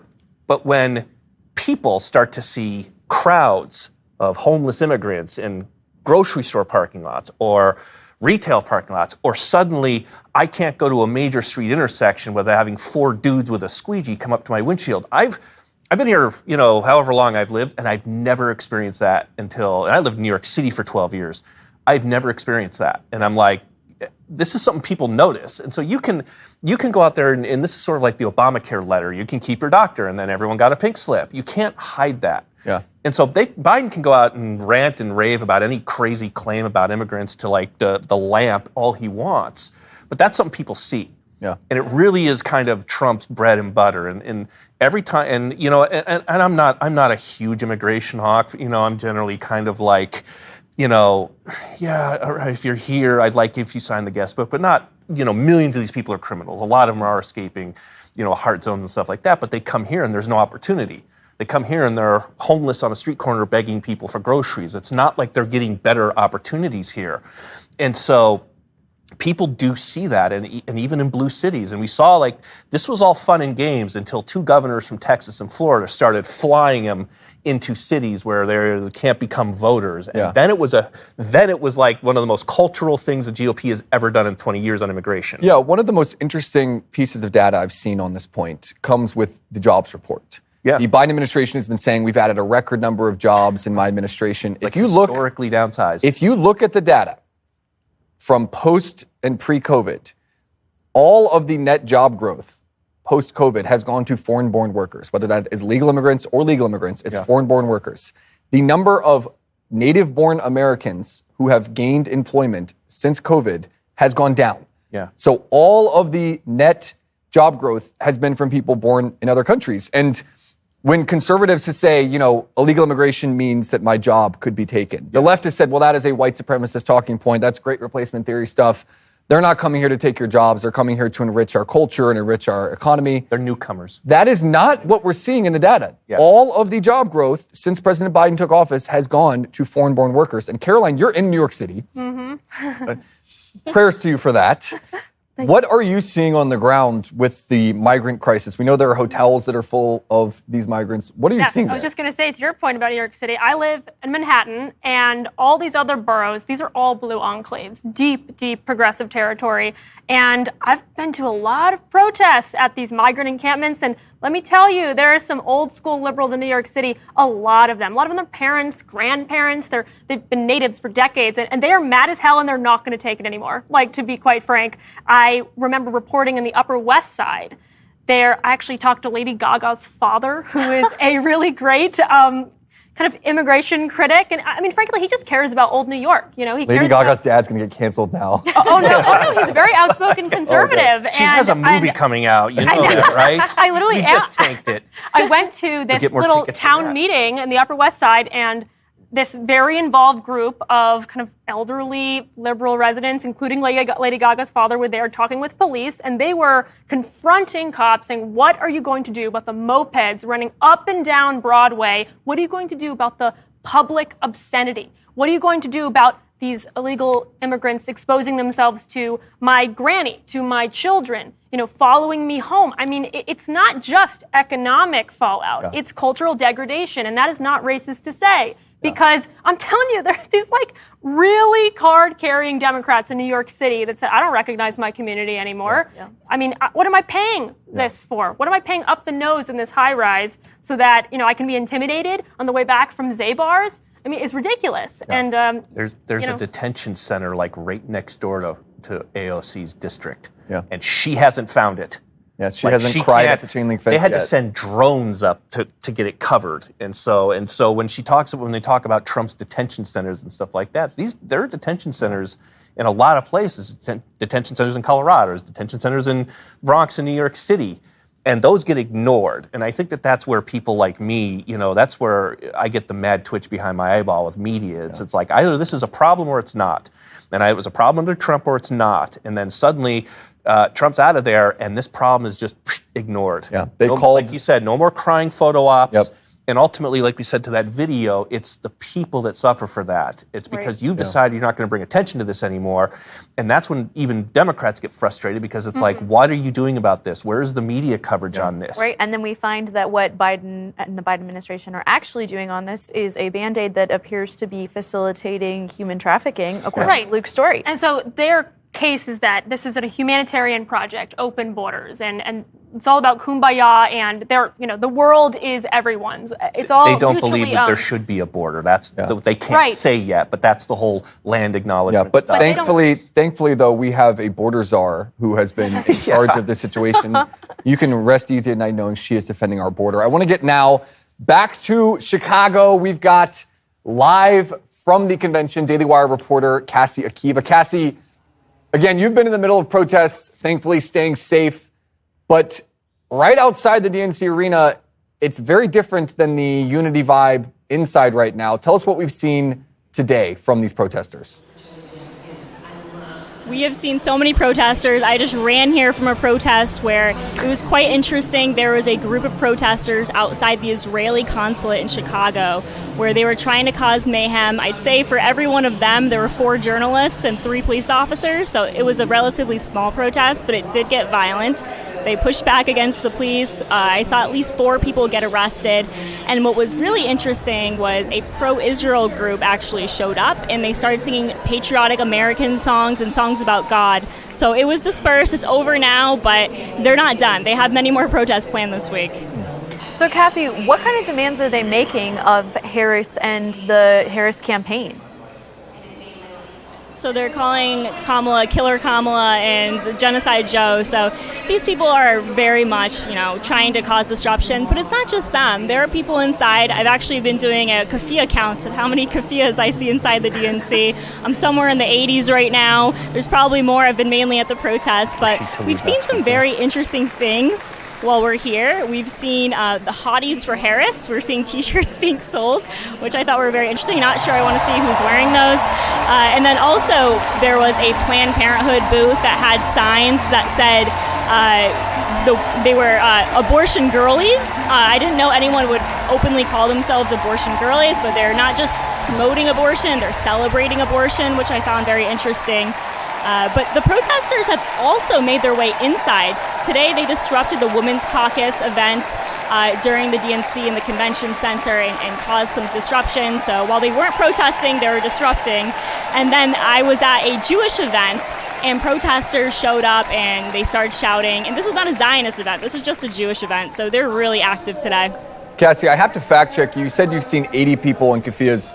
It's really 79. One of those was Matt Walsh undercover on the floor, so I don't really know if you can count him. But I want to ask you about these campus protests. Obviously, the summer has seen some of these mass demonstrations die down on the anti-Israel crowd.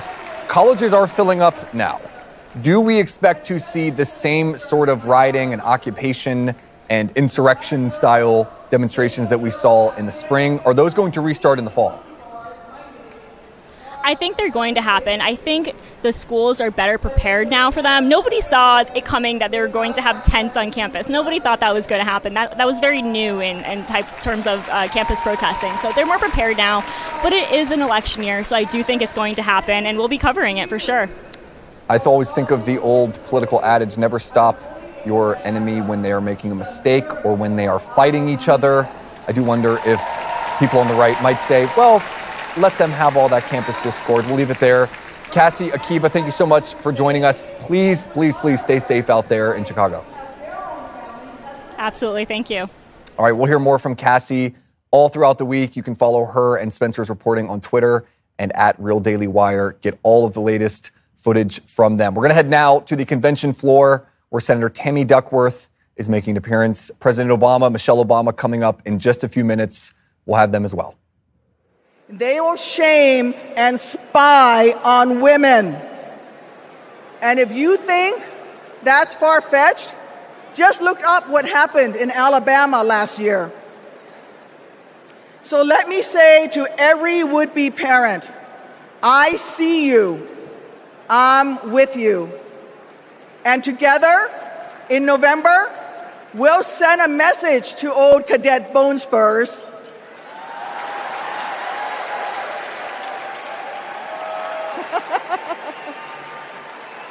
Stay out of our doctors' offices, and while you're at it, out of the Oval Office too.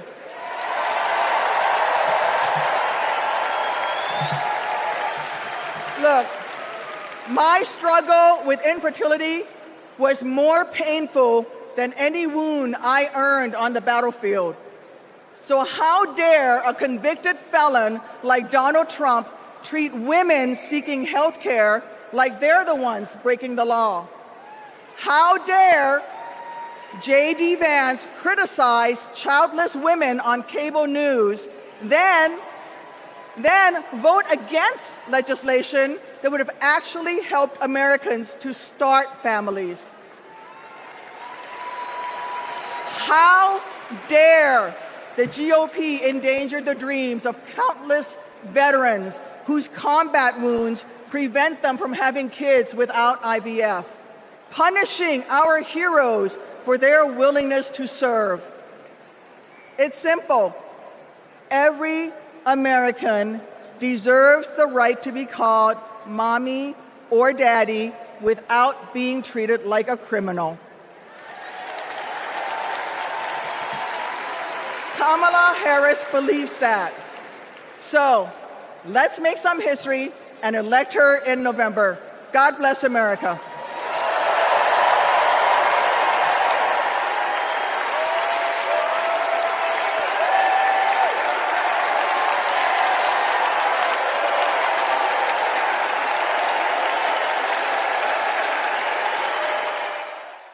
All right, Tammy Duckworth coming off the stage in Chicago. Just a few minutes from now, we are going to hear from Michelle Obama and President Barack Obama. We'll get you there.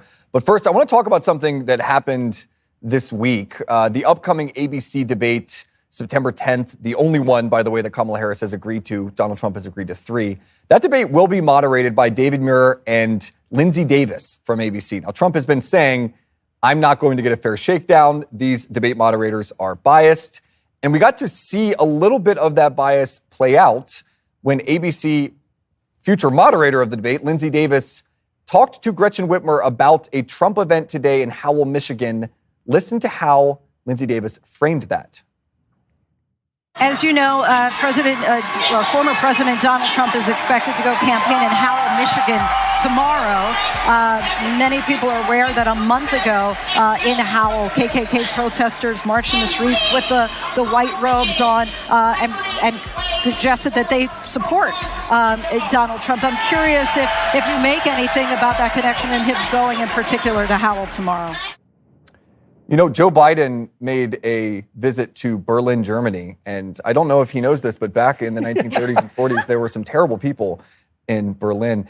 It is quite interesting to Harris see a moderator. Europe. You would think that a debate moderator would say, hey, maybe I should tone things down because I want to give off this air of being unbiased. And now she's calling out Donald Trump for speaking in a town where a month ago there were despicable people marching. Yes, no, we were going to lower the temperature for about one day and then resume back to our regularly scheduled programming, which was to call our opponents threats to democracy, existential threats.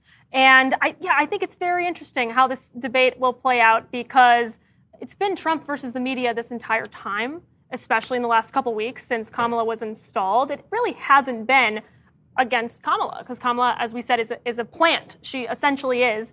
She's completely artificial, and she delivers what she's fed. And the media really is what he has to fight. And there's no doubt in my mind, it will not be neutral. It will not be balanced. They will be extremely loaded questions. And Trump, luckily, is very good extemporaneously. And we have some of him pushing back on the media. Listen to his response to that accusation while he was in Michigan today after the event. Thank you for coming. Kamala Harris' campaign is backing you for being in his town because they say there were white supremacists here a month ago. They're Democrats. Who was here in 2021? Thank you. Thank you, everybody. Stephen. It's the best moment of his campaign, and that's in a campaign where he survived getting shot. I mean, more if you're a Trump supporter and stuff like that, if they're watching, that's all it is. Just more of that. Just go out there, and that's great knowledge. It's great that he remembered that. And they were forced to respond to him, and he just walks off. And if you're a Trump supporter, that's more of what you want to see. What do you expect to see? And again, we're about to hear, actually, we'll get to the stage right now.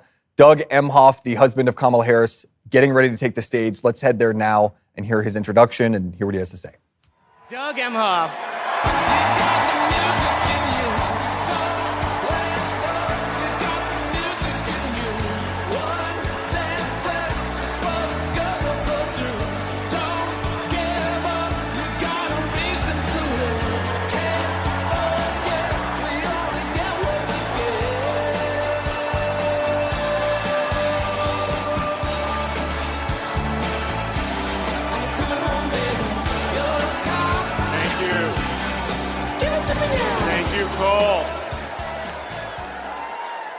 I guess he didn't want me to give this speech. He just...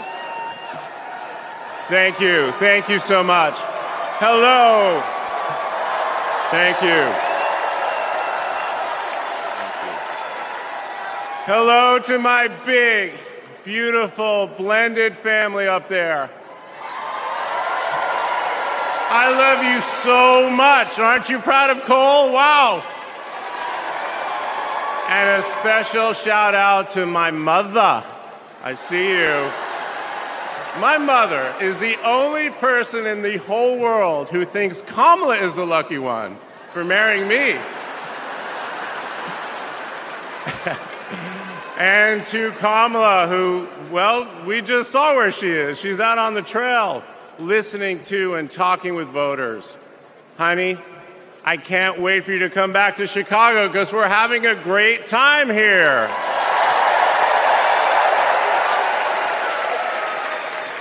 I love you so much. I'm so proud of how you're stepping up for all of us. But that's who she is. Wherever she's needed, however she's needed, Kamala rises to the occasion. And she did it for me and our family. And now that the country needs her, she's showing you what we already know. She's ready to lead.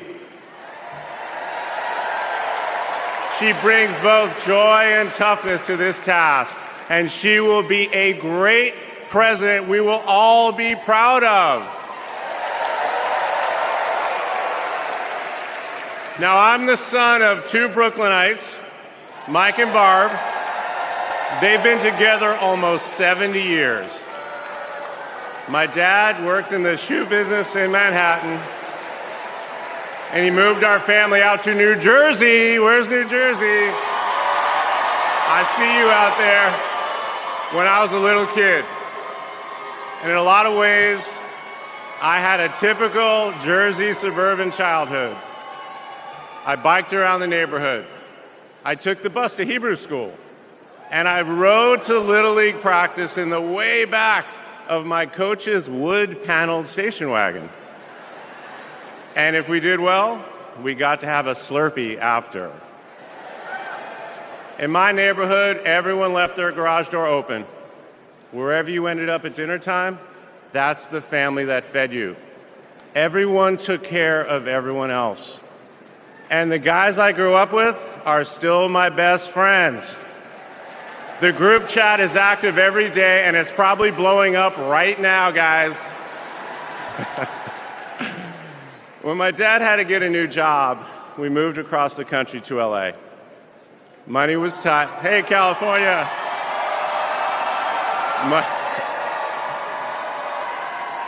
Money was tight, so I worked at McDonald's in high school for some extra cash.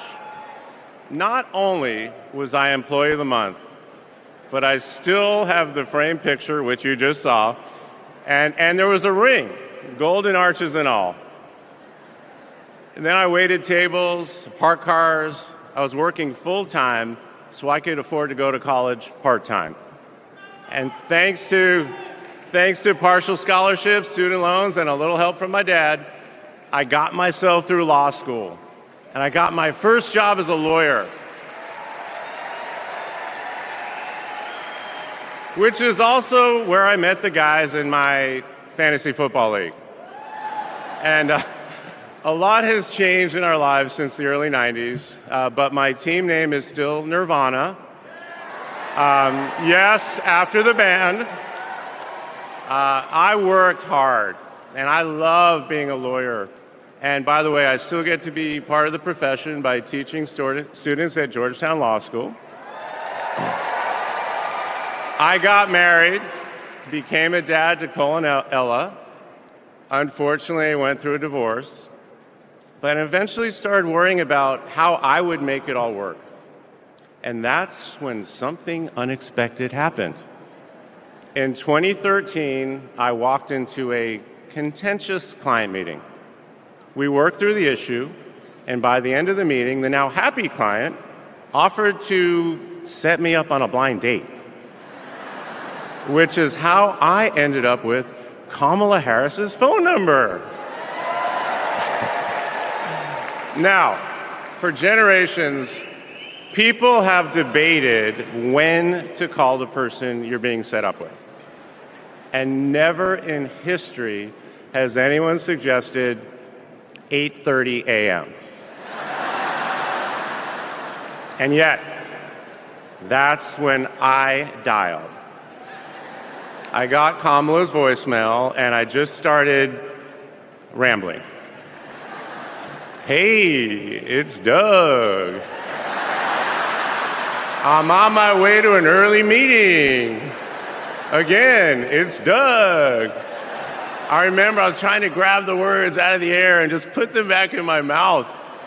And for what seemed like far too many minutes, I hung up. By the way, Kamala saved that voicemail, and she makes me listen to it on every anniversary. But that message wasn't the only unusual thing about that day. Now, Kamala, who normally would have been working hard at her office, just happened to be waiting at her apartment for a contractor to do some work on her kitchen. I was eating at my desk, which was not a regular occurrence for a busy lawyer like me who appreciated a good business lunch. But that's when she called me back. And we talked for an hour, and we laughed. Well, you know that laugh. I love that laugh.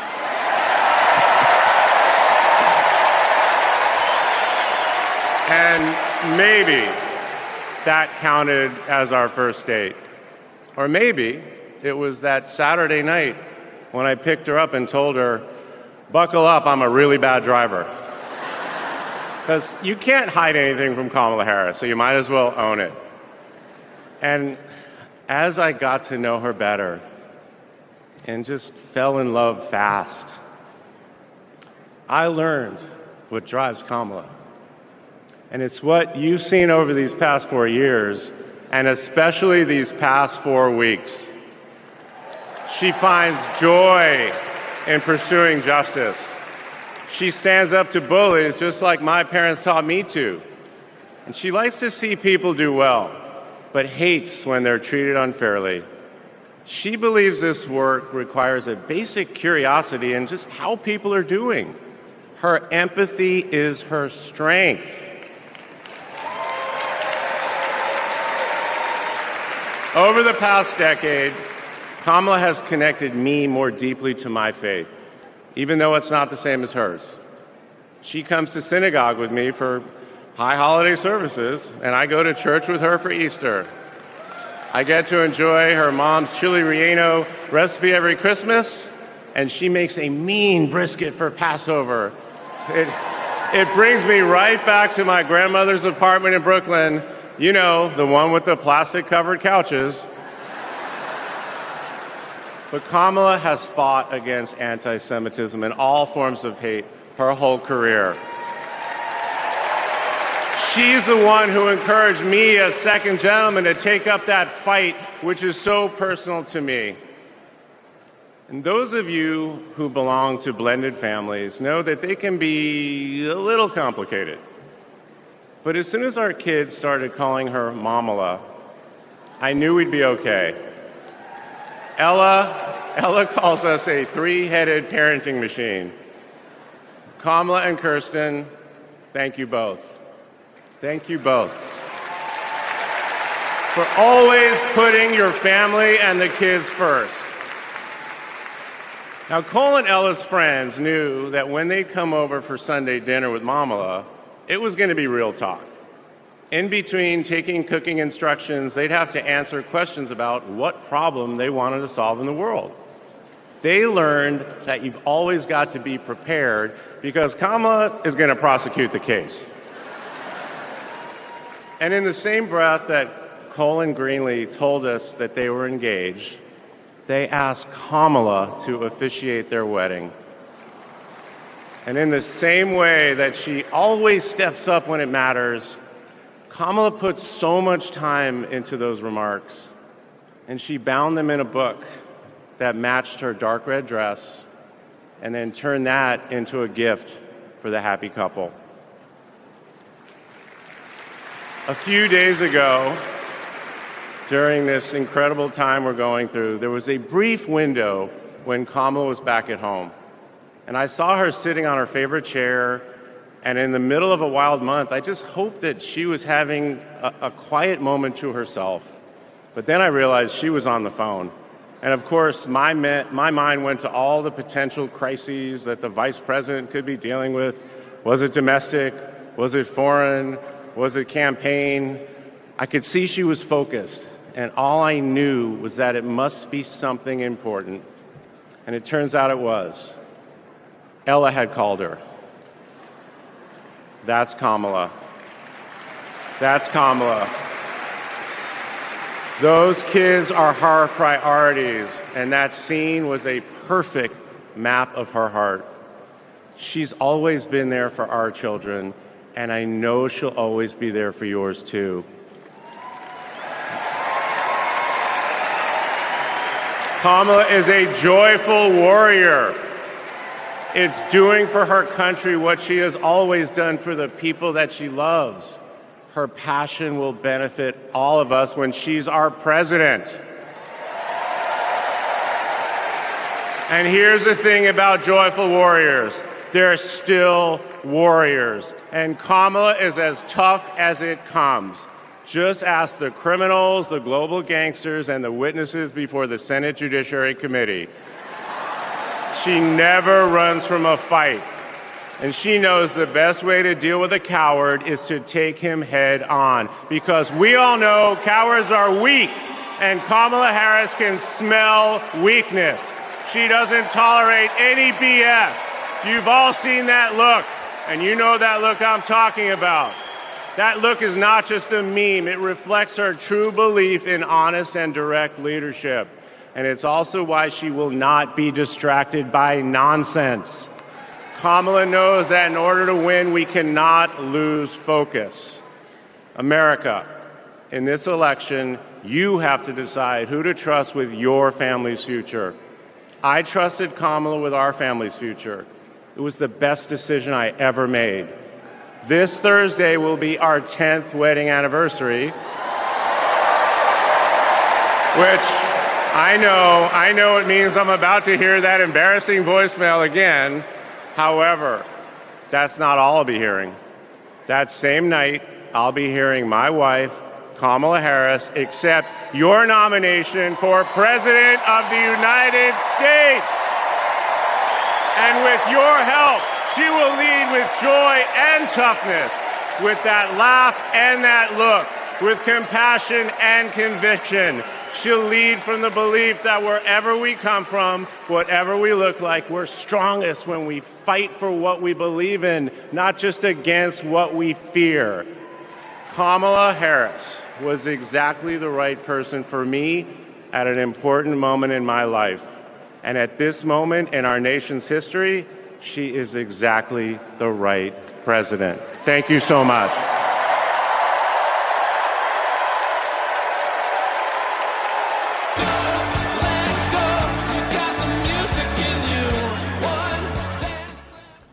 All right, that is Second Gentleman Doug Emhoff speaking about his wife, Kamala Harris. Caroline, what do you think of the optics, the branding? Clearly, they're trying to lean into the, lovable, sort of goofy, dorky husband Yes. there. Did it work? Well, I mean, listen, the sweet opening, the substance there, their love story, yeah, okay, that might have been constructive, but he eventually got to the heart of his speech, which is, we all need to remember why he's there. It's to, first of all, humanize her, because so far people think of her, like you said, as this goofy kind of robot. And the second part was to basically deny that the Democratic Party has devolved into anti-Semitism. Say, I'm a Jew, I'm a token Jew, I'm married to her, she doesn't, she's not going to be too critical. Sorry to cut you off, Caroline. Michelle Obama taking the stage now. Let's get back to Chicago and hear what the former First Lady has to say.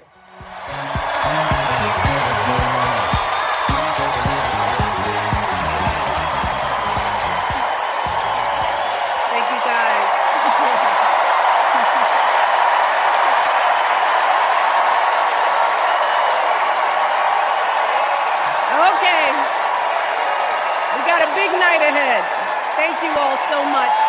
Thank you so much.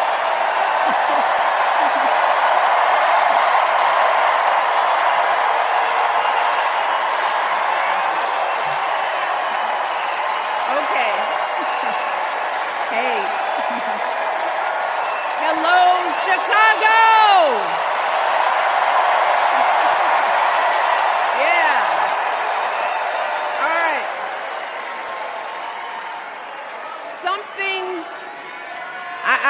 Something wonderfully magical is in the air, isn't it? Yeah.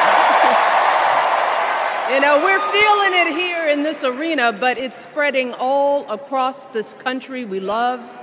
A familiar feeling that's been buried too deep for far too long. You know what I'm talking about. It's the contagious power of hope. The anticipation, the energy, the exhilaration of once again being on the cusp of a brighter day. The chance to vanquish the demons of fear, division, and hate that have consumed us and continue pursuing the unfinished promise of this great nation, the dream that our parents and grandparents fought and died and sacrificed for. America, hope is making a comeback.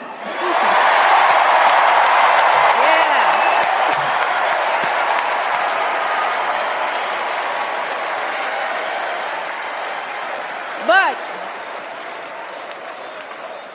to be honest, I am realizing that until recently, I have mourned the dimming of that hope. And maybe you've experienced the same feelings, that deep pit in my stomach, a palpable sense of dread about the future. And for me, that mourning has also been mixed with my own personal grief.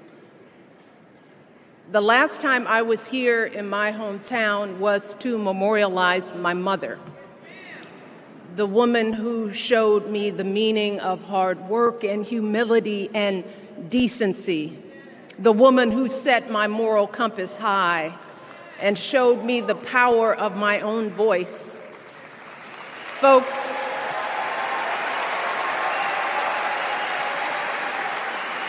I still feel her loss so profoundly.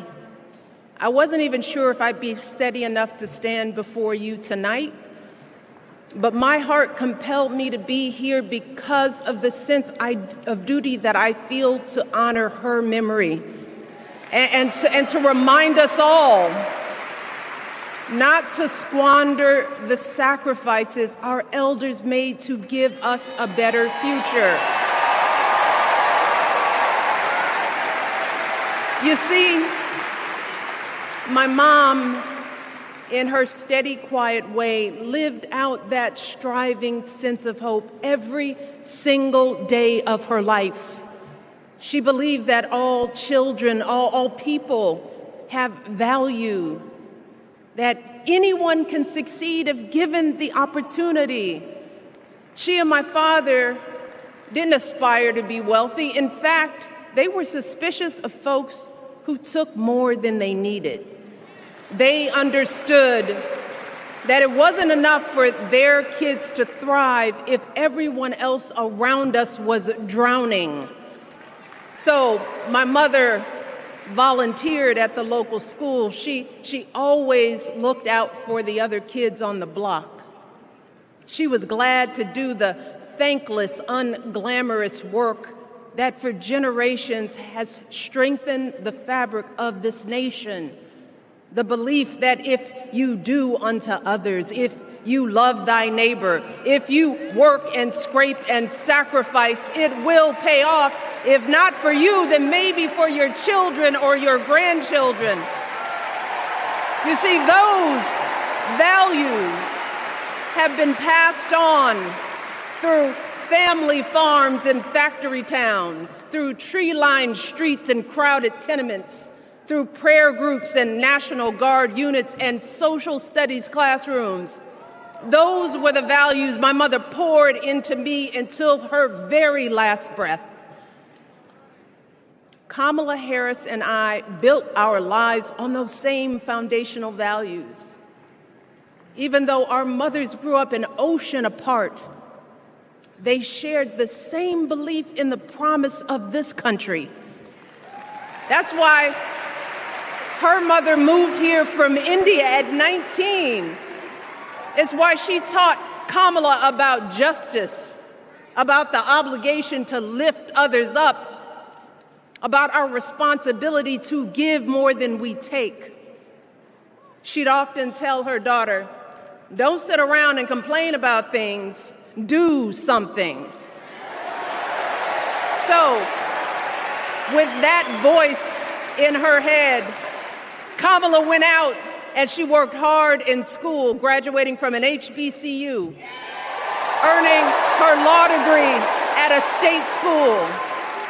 And then she went on to work for the people, fighting to hold lawbreakers accountable, strengthening the rule of law, fighting to get folks better wages, cheaper prescription drugs, a good education, decent health care, child care, elder care. From a middle-class household, Kamala worked her way up to become Vice President of the United States of America. My girl, Kamala Harris, is more than ready for this moment. She is one of the most qualified people ever to seek the office of the presidency. And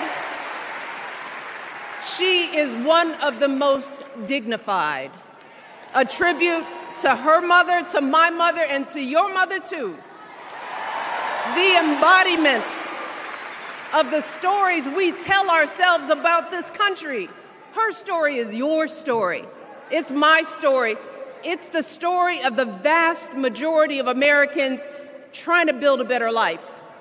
Look, Kamala knows, like we do, that regardless of where you come from, what you look like, who you love, how you worship, or what's in your bank account, we all deserve the opportunity to build a decent life.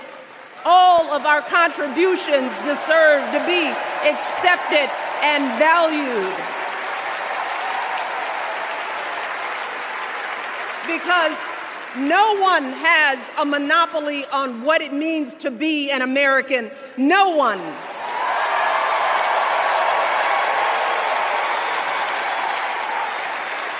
Kamala has shown her allegiance to this nation, not by spewing anger and bitterness, but by living a life of service and always pushing the doors of opportunity open to others.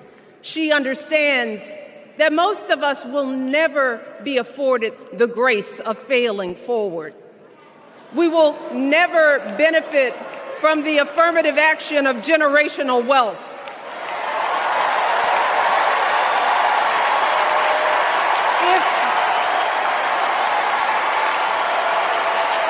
If we bankrupt a business or choke in a crisis, we don't get a second, third, or fourth chance. If things don't go our way, we don't have the luxury of whining or cheating others to get further ahead. No. We don't get to change the rules so we always win. If we see a mountain in front of us, we don't expect there to be an escalator waiting to take us to the top. No. We put our heads down. We get to work. In America, we do something. And throughout her entire life, that's what we've seen from Kamala Harris. The steel of her spine, the steadiness of her upbringing, the honesty of her example, and yes, the joy of her laughter and her light. It couldn't be more obvious. Of the two major candidates in this race, only Kamala Harris truly understands the unseen labor and unwavering commitment that has always made America great.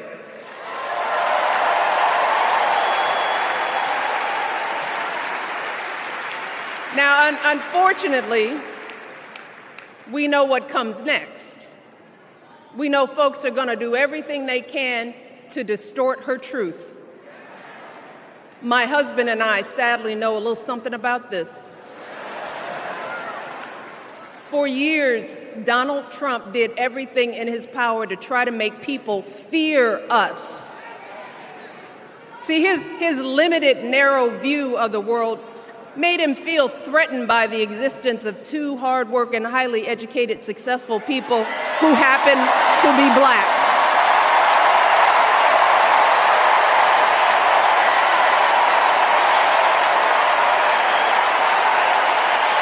Wait.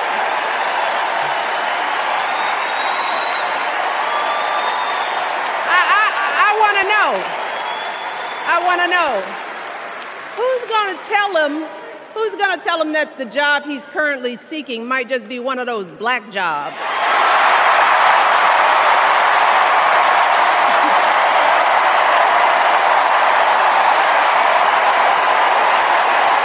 Look, it's his same old con. His same old con. Doubling down on ugly, misogynistic, racist lies as a substitute for real ideas and solutions that will actually make people's lives better. Look, because cutting our health care, taking away our freedom to control our bodies, the freedom to become a mother through IVF like I did, those things are not going to improve the health outcomes of our wives, mothers, and daughters. Shutting down the Department of Education, banning our books, none of that will prepare our kids for the future. Demonizing our children for being who they are and loving who they love, look, that doesn't make anybody's life better.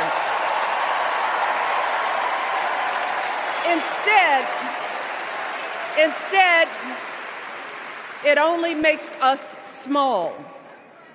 And let me tell you this, going small is never the answer. Going small is the opposite of what we teach our kids. Going small is petty, it's unhealthy, and quite frankly, it's unpresidential.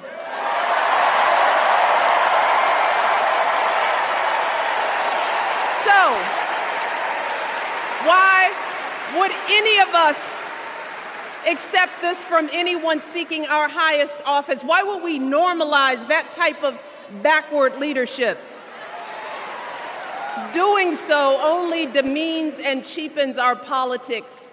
It only serves to further discourage good, big-hearted people from wanting to get involved at all. America, our parents taught us better than that, and we deserve so much better than that. That's why we must do everything in our power to elect two of those good, big-hearted people. There is no other choice than Kamala Harris and Tim Walz. No other choice.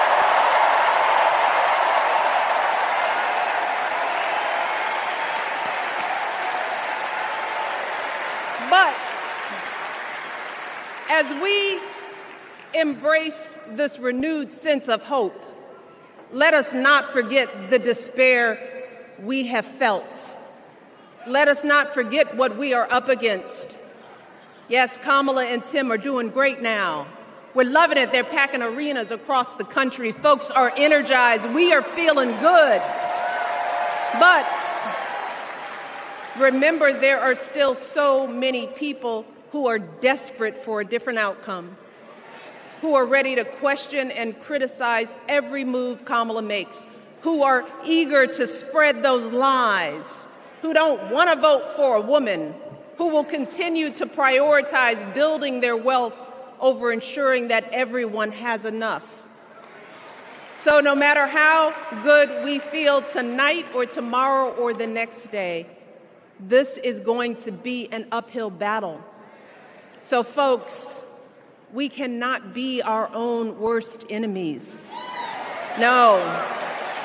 See, because the minute something goes wrong, the minute a lie takes hold, folks, we cannot start wringing our hands. We cannot get a Goldilocks complex about whether everything is just right. And we cannot indulge our anxieties about whether this country will elect someone like Kamala instead of doing everything we can to get someone like Kamala elected.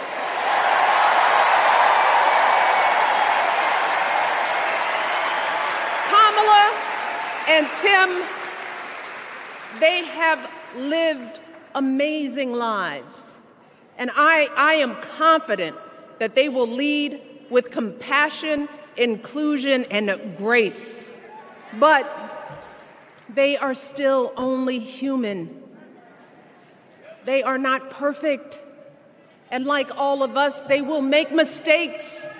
But luckily, y'all, this is not just on them.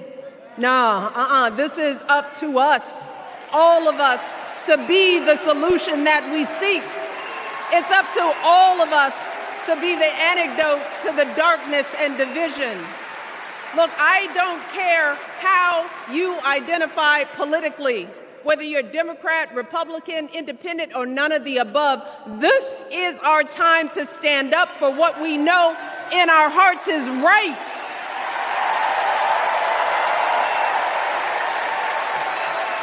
To stand up, not just for our basic freedoms, but for decency and humanity, for basic respect, dignity, and empathy, for the values at the very foundation of this democracy. It's up to us to remember what Kamala's mother told her. Don't just sit around and complain, do something. So, if they lie about her, and they will, we've got to do something. If we see a bad poll, and we will, we got to put down that phone and do something. If we start feeling tired, if we start feeling that dread creeping back in, we got to pick ourselves up, throw water on our face, and what? Do something. We only have 2.5 months, y'all, to get this done. Only 11 weeks to make sure every single person we know is registered and has a voting plan. So, we cannot afford for anyone America to sit on their hands and wait to be called. Don't complain if no one from the campaign has specifically reached out to you to ask you for your support. There is simply no time for that kind of foolishness. You know what you need to do. So, consider this to be your official ask. Michelle Obama is asking you, no, I'm telling y'all to do something.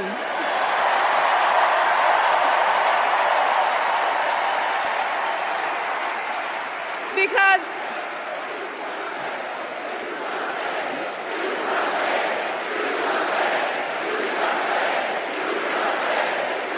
you all, this election is going to be close. In some states, just a handful, listen to me, a handful of votes in every precinct could decide the winner. So we need to vote in numbers that erase any doubt. We need to overwhelm any effort to suppress us. Our fate is in our hands. In 77 days, we have the power to turn our country away from the fear, division, and smallness of the past. We have the power to marry our hope with our action. We have the power to pay forward the love, sweat, and sacrifice of our mothers and fathers and all those who came before us. We did it before, y'all, and we sure can do it again. Let us work like our lives depend on it. And let us keep moving our country forward and go higher, yes, always higher than we've ever gone before as we elect the next president and vice president of the United States, Kamala Harris and Tim Walz. Thank you all. God bless.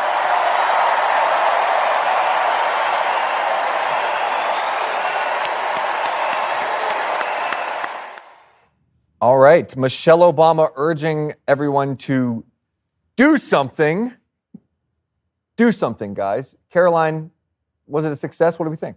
Honestly, I just felt like it was taken out of a home goods decor section, like the live, laugh, love stump speech. A lot of empty platitudes. If you had tuned in randomly, you would not know she was talking about Kamala Harris. It was so vague. I mean, you kind of go in and out and you're like, wait, is she accepting an Oscar speech? I'm a little confused about what the purpose of this is. So anyway, I'm fair to say that there maybe isn't that many positive things to say about Kamala Harris from the Obamas because it wasn't all that specific. It looks like she's actually still speaking. She may be giving an encore. Let's get back to the floor and hear what she's saying now. And let me tell you, as someone who lives with him, he wakes up every day, and thinks about what's best for this country. Please welcome America's 44th president and the love of my life, Barack Obama.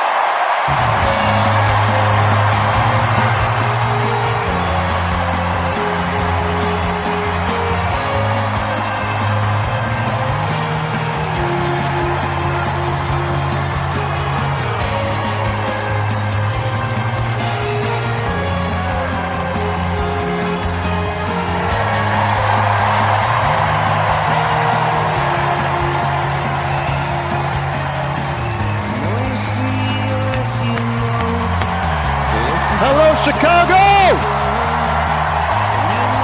Oh.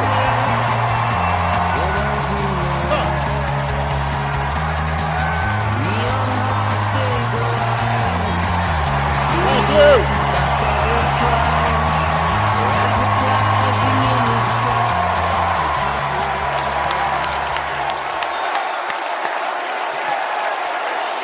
Thank you, thank you. Thank you, everybody. Thank you.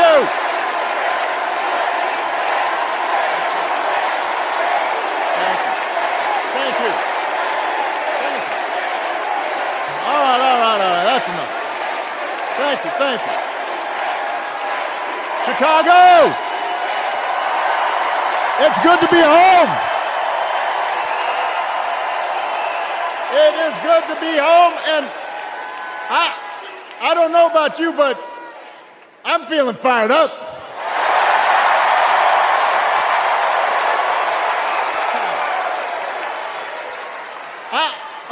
I am feeling ready to go.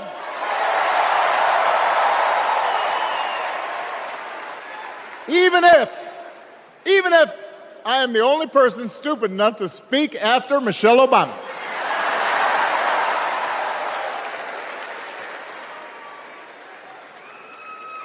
I am feeling hopeful because this convention has always been pretty good to kids with funny names who believe in a country where anything is possible. Because we have a chance to elect someone who has spent her entire life trying to give people the same chances America gave her. Someone who sees you and hears you and will get up every single day and fight for you. The next president of the United States of America, Kamala Harris.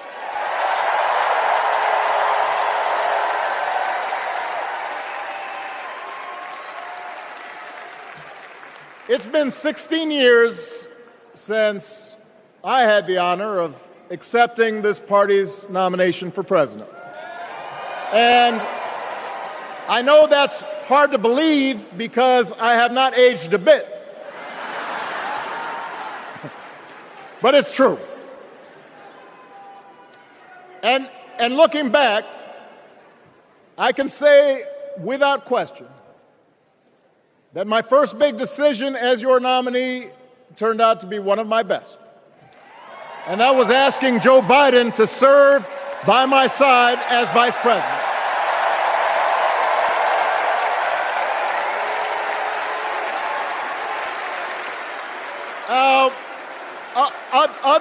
Other than some common Irish blood,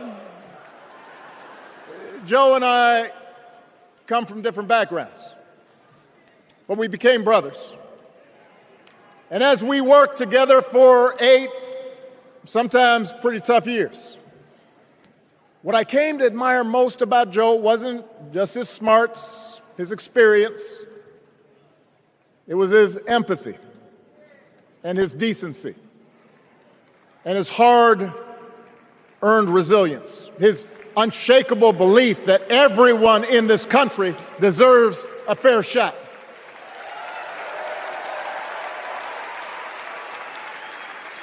And over the last 4 years, those are the values America has needed most.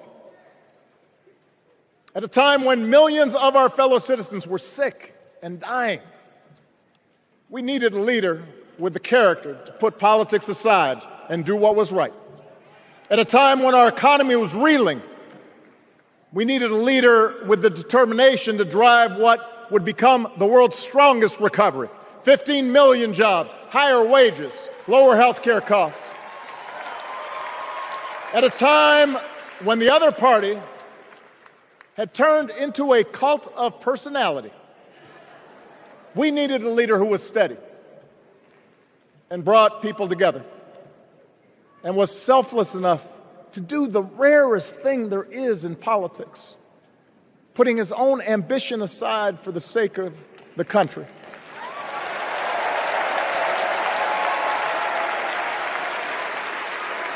History will remember Joe Biden as an outstanding president who defended democracy at a moment of great danger. And I am proud to call him my president, but I am even prouder to call him my friend.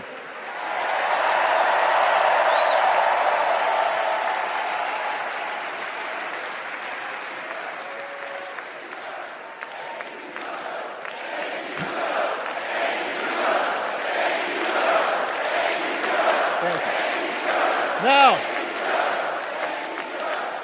the torch has been passed. Now it is up to all of us to fight for the America we believe in. And make no mistake, it will be a fight. For all the incredible energy we've been able to generate over the last few weeks, for all the rallies and the memes, this will still be a tight race in a closely divided country, a country where too many Americans are still struggling, where a lot of Americans don't believe government can help.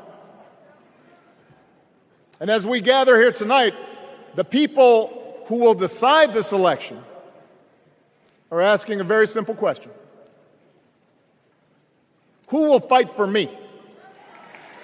Who's thinking about my future, about my children's future, about our future together? One thing is for certain, Donald Trump is not losing sleep over that question.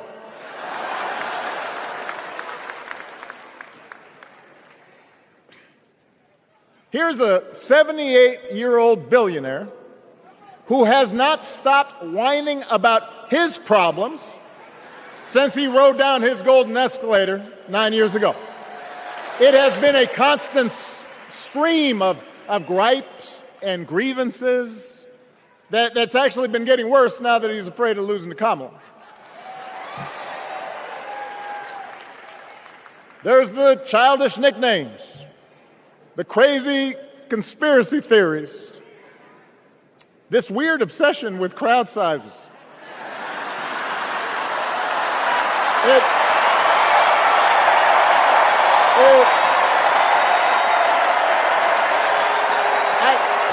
It just goes on and on and on.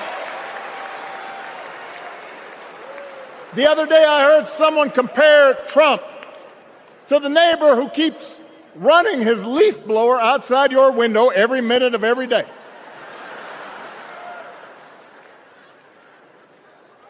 Now, from a neighbor, that's exhausting. From a president, it's just dangerous. The truth is, Donald Trump sees power as nothing more than it means to his ends. He wants the middle class to pay the price for another huge tax cut that would mostly help him and his rich friends. He killed a bipartisan immigration deal written in part by one of the most conservative Republicans in Congress that would have helped secure our southern border because he thought trying to actually solve the problem would hurt his campaign. He doesn't. Do not boo. Vote.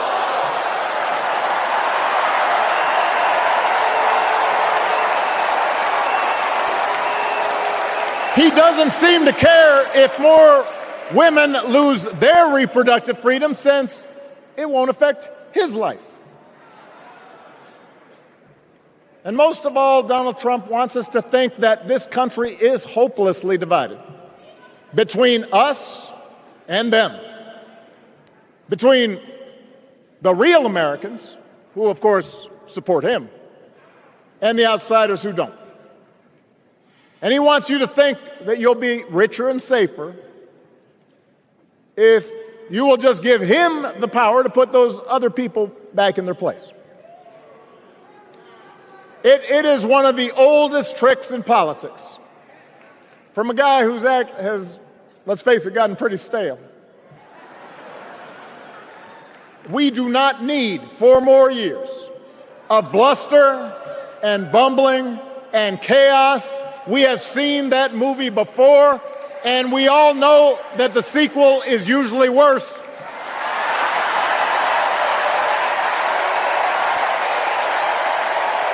America's ready for a new chapter. America's ready for a better story.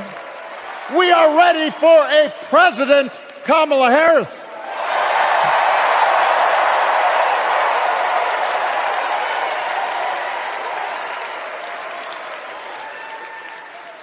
And Kamala Harris is ready for the job. This is a person who has spent her life fighting on behalf of people who need a voice and a champion. As you heard from Michelle, Kamala was not born into privilege. She had to work for what she's got. And she actually cares about what other people are going through. She's not the neighbor running the leaf blower. She's the neighbor rushing over to help when you need a hand. As a prosecutor, Kamala stood up for children who had been victims of sexual abuse. As an attorney general of the most populous state in the country, she fought big banks and for-profit colleges, securing billions of dollars for the people they had scammed. After the home mortgage crisis, she pushed me and my administration hard to make sure homeowners got a fair settlement. Didn't matter that I was a Democrat. Didn't matter that she had knocked on doors for my campaign in Iowa. She was going to fight to get as much relief as possible for the families who deserved it.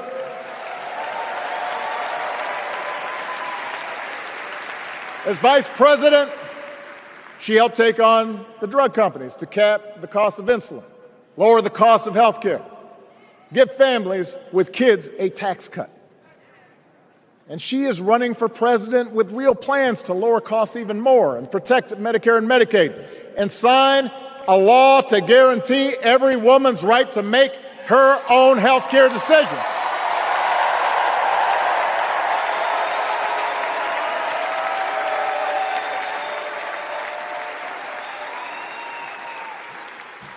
In other words, Kamala Harris won't be focused on her problems. She'll be focused on yours.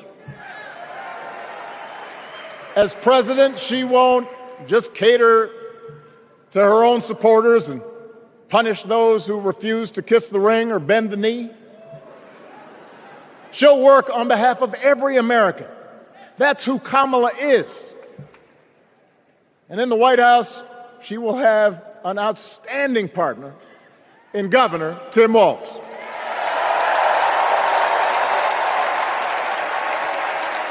Let me tell you something. Let me tell you something. I love this guy. Tim is the kind of person who should be in politics. Born in a small town, served his country, taught kids, coached football, took care of his neighbors. He knows who he is, and he knows what's important. You can tell those flannel shirts he wears don't come from some political consultant. They come from his closet, and they have been through some stuff.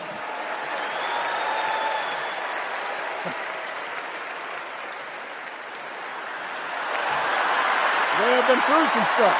That's right.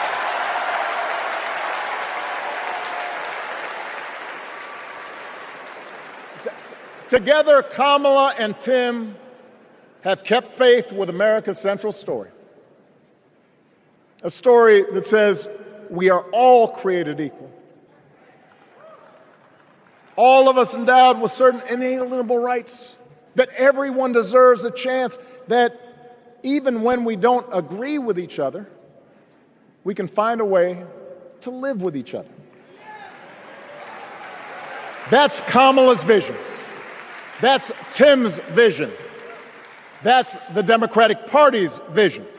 And our job over the next 11 weeks is to convince as many people as possible to vote for that vision. Now, it won't be easy. The other side knows it's easier to play on people's fears and cynicism, always has been. They will tell you that government is inherently corrupt, that sacrifice and generosity are for suckers. And since the game is rigged, it's okay to take what you want and just look after your own. That's the easy path. We have a different task. Our job is to convince people that democracy can actually deliver. And in doing that, we can't just point to what we've already accomplished. We can't just rely on the ideas of the past. We need to chart a new way forward to meet the challenges of today. And Kamala understands this. She knows, for example, that if we want to make it easier for more young people to buy a home, We need to build more units and clear away some of the outdated laws and regulations that made it harder to build homes for working people in this country. That is a priority, and she's put out a bold new plan to do just that.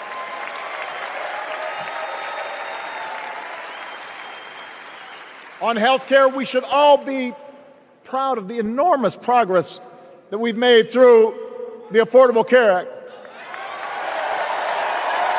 providing millions of people access to affordable coverage, protecting millions more from unscrupulous insurance practices. I noticed, by the way, that since it's become popular, they don't call it Obamacare no more.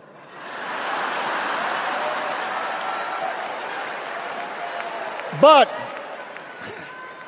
Kamala knows we can't stop there, which is why she'll keep working to limit out-of-pocket costs. Kamala knows that if we want to help people get ahead, we need to put a college degree within reach of more Americans. But she also knows college shouldn't be the only ticket to the middle class. We need to follow the lead of governors like Tim Walz, who said, if you've got the skills and the drive, you shouldn't need a degree to work for state government. And in this new economy, we need a president who actually cares about the millions of people all across this country who wake up every single day to do the essential, often thankless work, to care for our sick, to clean our streets, to deliver our packages. We need a president who will stand up for their right to bargain for better wages and working conditions. And Kamala will be that president.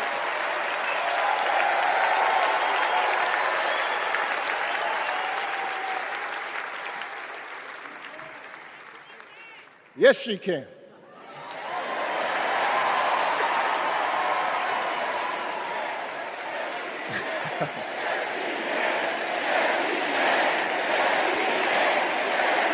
Yes, she can.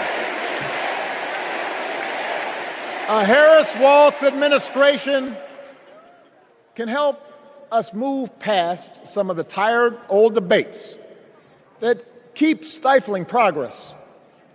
Because at their core, Kamala and Tim understand that when everybody gets a fair shot, we are all better off. They understand that when every child gets a good education, the whole economy gets stronger. When women are paid the same as men for doing the same job, all families benefit.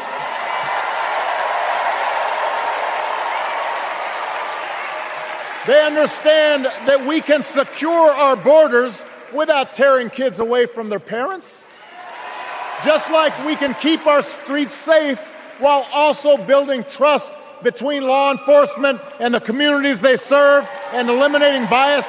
That will make it better for everybody.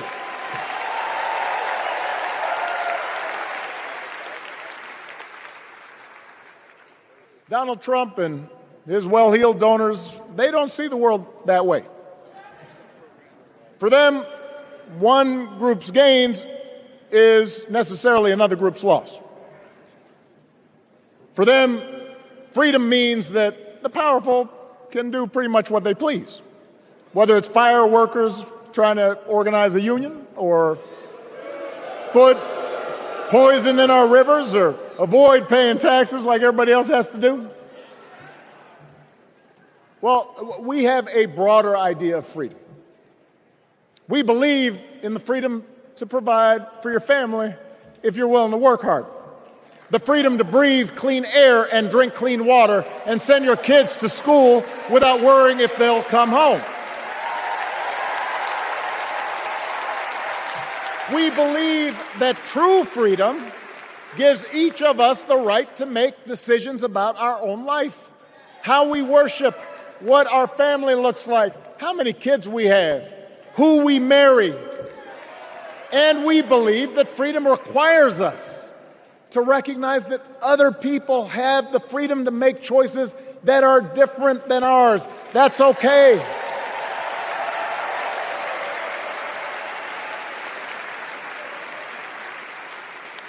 That's the America Kamala Harris and Tim Walz believe in.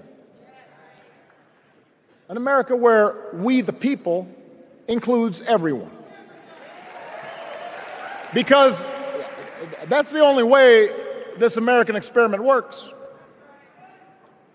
And despite what our politics might suggest, I think most Americans understand that.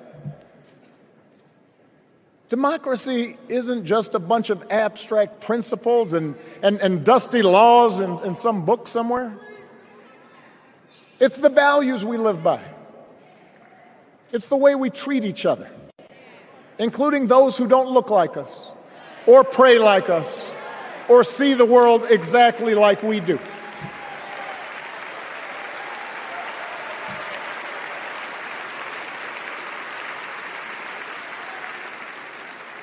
That sense of mutual respect has to be part of our message.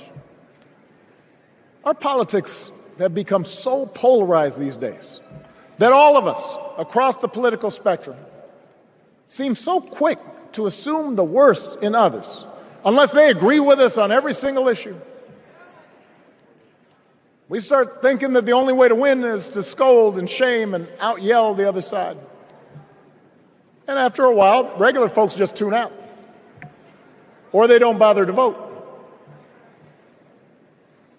Now, that approach may work for the politicians who just want attention and thrive on division, but it won't work for us.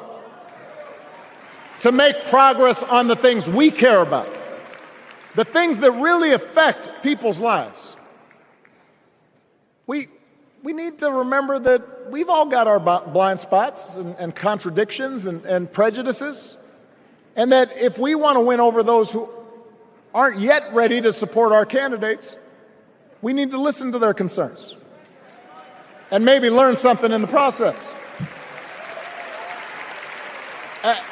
After all, if a parent or grandparent occasionally says something that makes us cringe, we don't automatically assume they're bad people.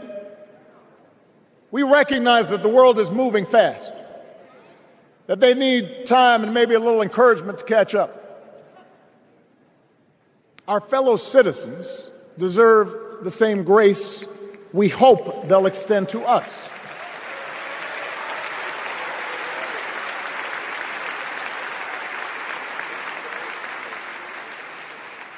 That's how we can build a true Democratic majority, one that can get things done.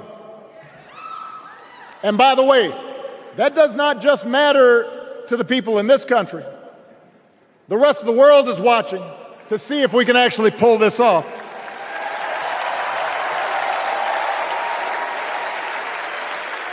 No nation, no society has ever tried to build a democracy as big and as diverse as ours before. One that includes people that over decades have come from every corner of the globe.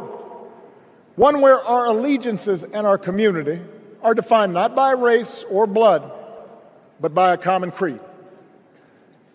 And that's why when we uphold our values, the world's a little brighter. When we don't, the world's a little dimmer. And dictators and autocrats feel emboldened. And over time, we become less safe. We shouldn't be the world's policemen, and we can't eradicate every cruelty and injustice in the world. But America can be and must be a force for good. Discouraging conflict, fighting disease, promoting human rights, protecting the planet from climate change, defending freedom, brokering peace. That's what Kamala Harris believes, and so do most Americans.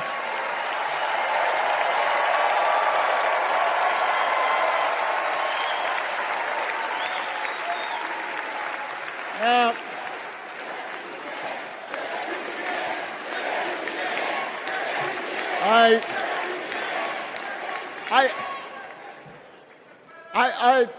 I know these ideas can feel pretty naive right now.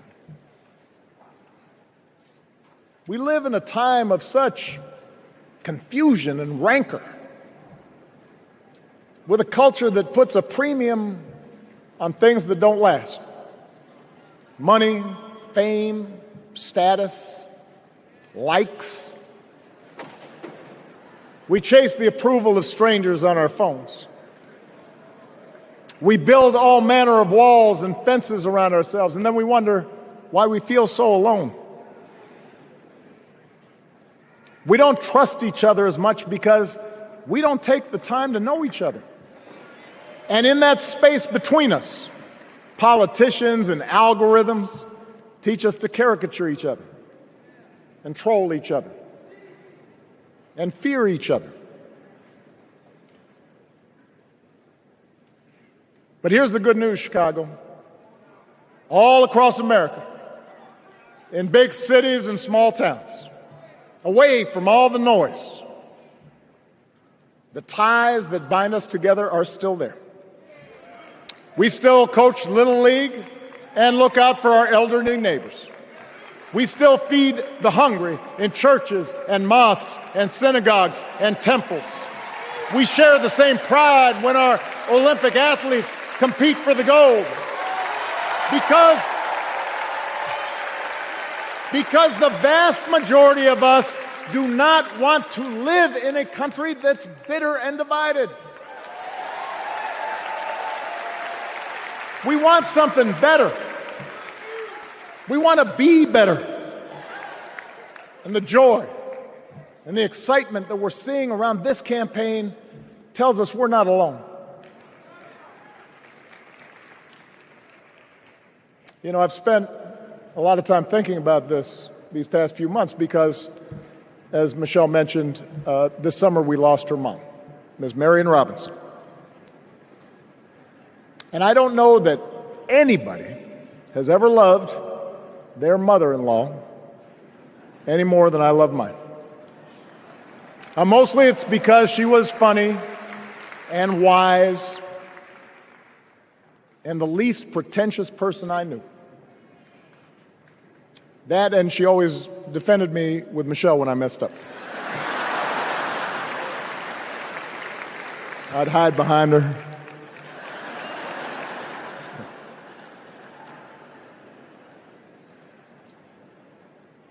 But I also think one of the reasons Mary and I became so close was she reminded me of my grandmother, the woman who helped raise me as a child. And on the surface, the two of them did not have a lot in common. One was a black woman from right here, south side of Chicago, right down the way. Went to Englewood High School. The other was a little old white lady born in a tiny town called Peru, Kansas. Now, I know there aren't that many people from Peru. And yet they shared a basic outlook on life. They were strong, smart, resourceful women, full of common sense, who, regardless of the barriers they encountered, and women growing up in the 40s and 50s and 60s, they encountered barriers. They still went about their business without fuss or complaint and provided an unshakable foundation of love for their children and their grandchildren. In that sense, they both represented an entire generation of working people who, through war and depression, discrimination and limited opportunity, helped build this country. A lot of them toiled every day at jobs that were often too small for them and didn't pay a lot. They willingly went without just to keep a roof over their families' heads, just to give their children something better. But they knew what was true. They knew what mattered. Things like honesty and integrity, kindness, and hard work. They weren't impressed with braggarts or bullies. They didn't think putting other people down lifted you up or made you strong. They didn't spend a lot of time obsessing about what they didn't have. Instead, they appreciated what they did. They found pleasure in simple things. A card game with friends, a good meal, and laughter around the kitchen table. Helping others. And most of all, seeing their children do things and go places that they would have never imagined for themselves.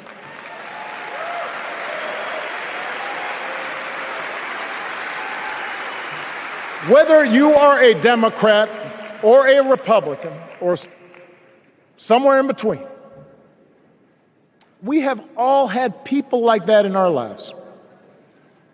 People like Kamala's parents, who crossed oceans because they believed in the promise of America. People like Tim's parents, who taught him about the importance of service. Good, hard-working people who weren't famous or powerful, but who managed in countless ways to leave this country just a little bit better than they found it. As much as any policy or program, I believe that's what we yearn for. A return to an America where we work together and look out for each other. A restoration of what Lincoln called, on the eve of civil war, our bonds of affection. An America that taps what he called the better angels of our nature. That is what this election is about. And I believe that's why if we each do our part over the next 77 days, if we knock on doors, if we make phone calls, if we talk to our friends, if we listen to our neighbors, if we work like we've never worked before, if we hold firm to our convictions, we will elect Kamala Harris as the next president of the United States and Tim Walz as the next vice president of the United States. We will elect leaders up and down the ballot who will fight for the hopeful, forward-looking America we all believe in. And together, we too will build a country that is more secure and more just, more equal, and more free. So let's get to work. God bless you. And God bless the United States of America.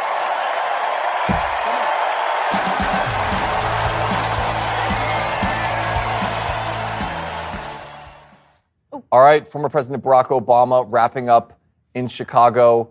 One thing just to kick off, I must confess, Stephen Miller, our distinguished guest here, correctly not only predicted that Obama would walk out to U2, he even predicted the exact song. Yeah. Where the streets have no name. They have several witnesses back here that can correctly attest to predicted that. So after that, though, what do you make of the Obama speech there? Two things with Michelle Obama, and I want to get to Barack. It's still not too late to swap her in, guys. I got 2 days, and everybody in that arena knows it's who you want. Michelle Obama should have just walked out and said, and therefore that is why I'm accepting the nomination for the Democrat, and all of that Kamala stuff would have been gone. They would have flipped those signs over, and it would have said Michelle instantly. And because one, she's a better orator. Two, there's at least something there, and that comes from years of training. And I never bought into Michelle Obama being swapped in the nominee. She just hates DC, but you see why. And if she would have just walked out and gone, I'm the nominee, they all would have just gone, yep, you're the nominee, we love you. Barack, I put out a post when I was trying to slog through that. This summed up his whole presidency. Inside, it's hope and change, and it's this great oration, and it's this we don't need to be so divided. And outside the arena right now are riots, and it's his whole presidency summed up. It's the guy who comes out and, talks about his imaginary son, and it's the guy who comes out and, weighs in on the Henry Louis Gates housebreaking entry and then blames us for it, and therefore we have to have a beer summit and go through this stuff with the country. And that's his whole presidency, is this sweeping orator, the guy who brings us all together.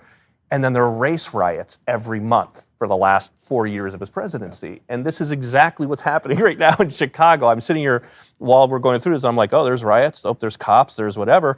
And you turn on what he's saying, and you wouldn't think that. You think that this is all hope and joy and forward and everything.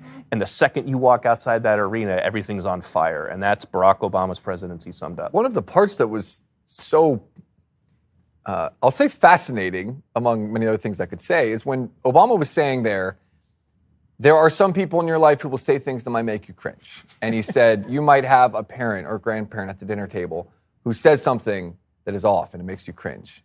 But you don't immediately jump and say that you're a bad person. You don't immediately assume the worst about them. And then he said, as Americans, when others hold thoughts that we don't like, we should extend to them the same grace that we would want extended to us. And he's a president who started the talk to your crazy uncle about health care. Exactly. That started all with him. And that message is very hard to reconcile with the message that we saw from the Obama presidency and with the entire core of the Democratic Party for the last 16 years, which has been, the second you say something we don't like, we will cancel you, we will label you a racist, we will call you these terrible things. And now Obama having the gall to get up and say, we are the side in America that shows grace, that does not hold these things against others. Caroline, Obama clearly wanting to rile up the crowd for Kamala.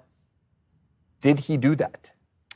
Well, I same thing with Michelle. I think the Obamas are skilled rhetoricians. There's no doubt about that. But rhetoric, the art of it, can be used for malicious purposes. And I think he talked about, like you said, her personality and how she's appealing in this way, she's appealing in that way. But what my takeaway was how he and she, they're twisting the language of freedom, of our future for their own advantage. I mean, for us, freedom traditionally means the freedom from government intervention, from a surveillance state during COVID, which Tim Walz, presided over, neighbors tattling on neighbors. I mean, this is the Democrats' legacy. This is Obama, Tim Walz at the state level, Kamala Harris, her prosecutorial record in San Francisco. It is draconian. It is dystopian. It is about sowing division and suspicion among peers and among family members. It is not harmony and peace and joy and love. It is the opposite. And I mean, all we have to do, and of course, Obama never really addressed Kamala's record in politics before the national level because it is so radical as there is really no defense for it. I mean, she in 2016, she said she wanted to confiscate AR-15. So once again, the freedom for us to be law-abiding gun owners, for them, they want to prevent gun violence. And so they basically want to penalize, our Second Amendment right. She wanted to eliminate the filibuster to pass the Green New Deal.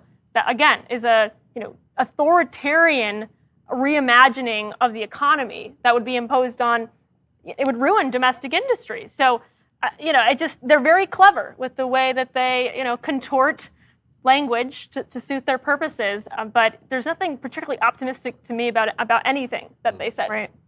Yeah, and I think another thing we were all talking about while we were listening is that Obama very much still perceives himself to be the main character in all of this.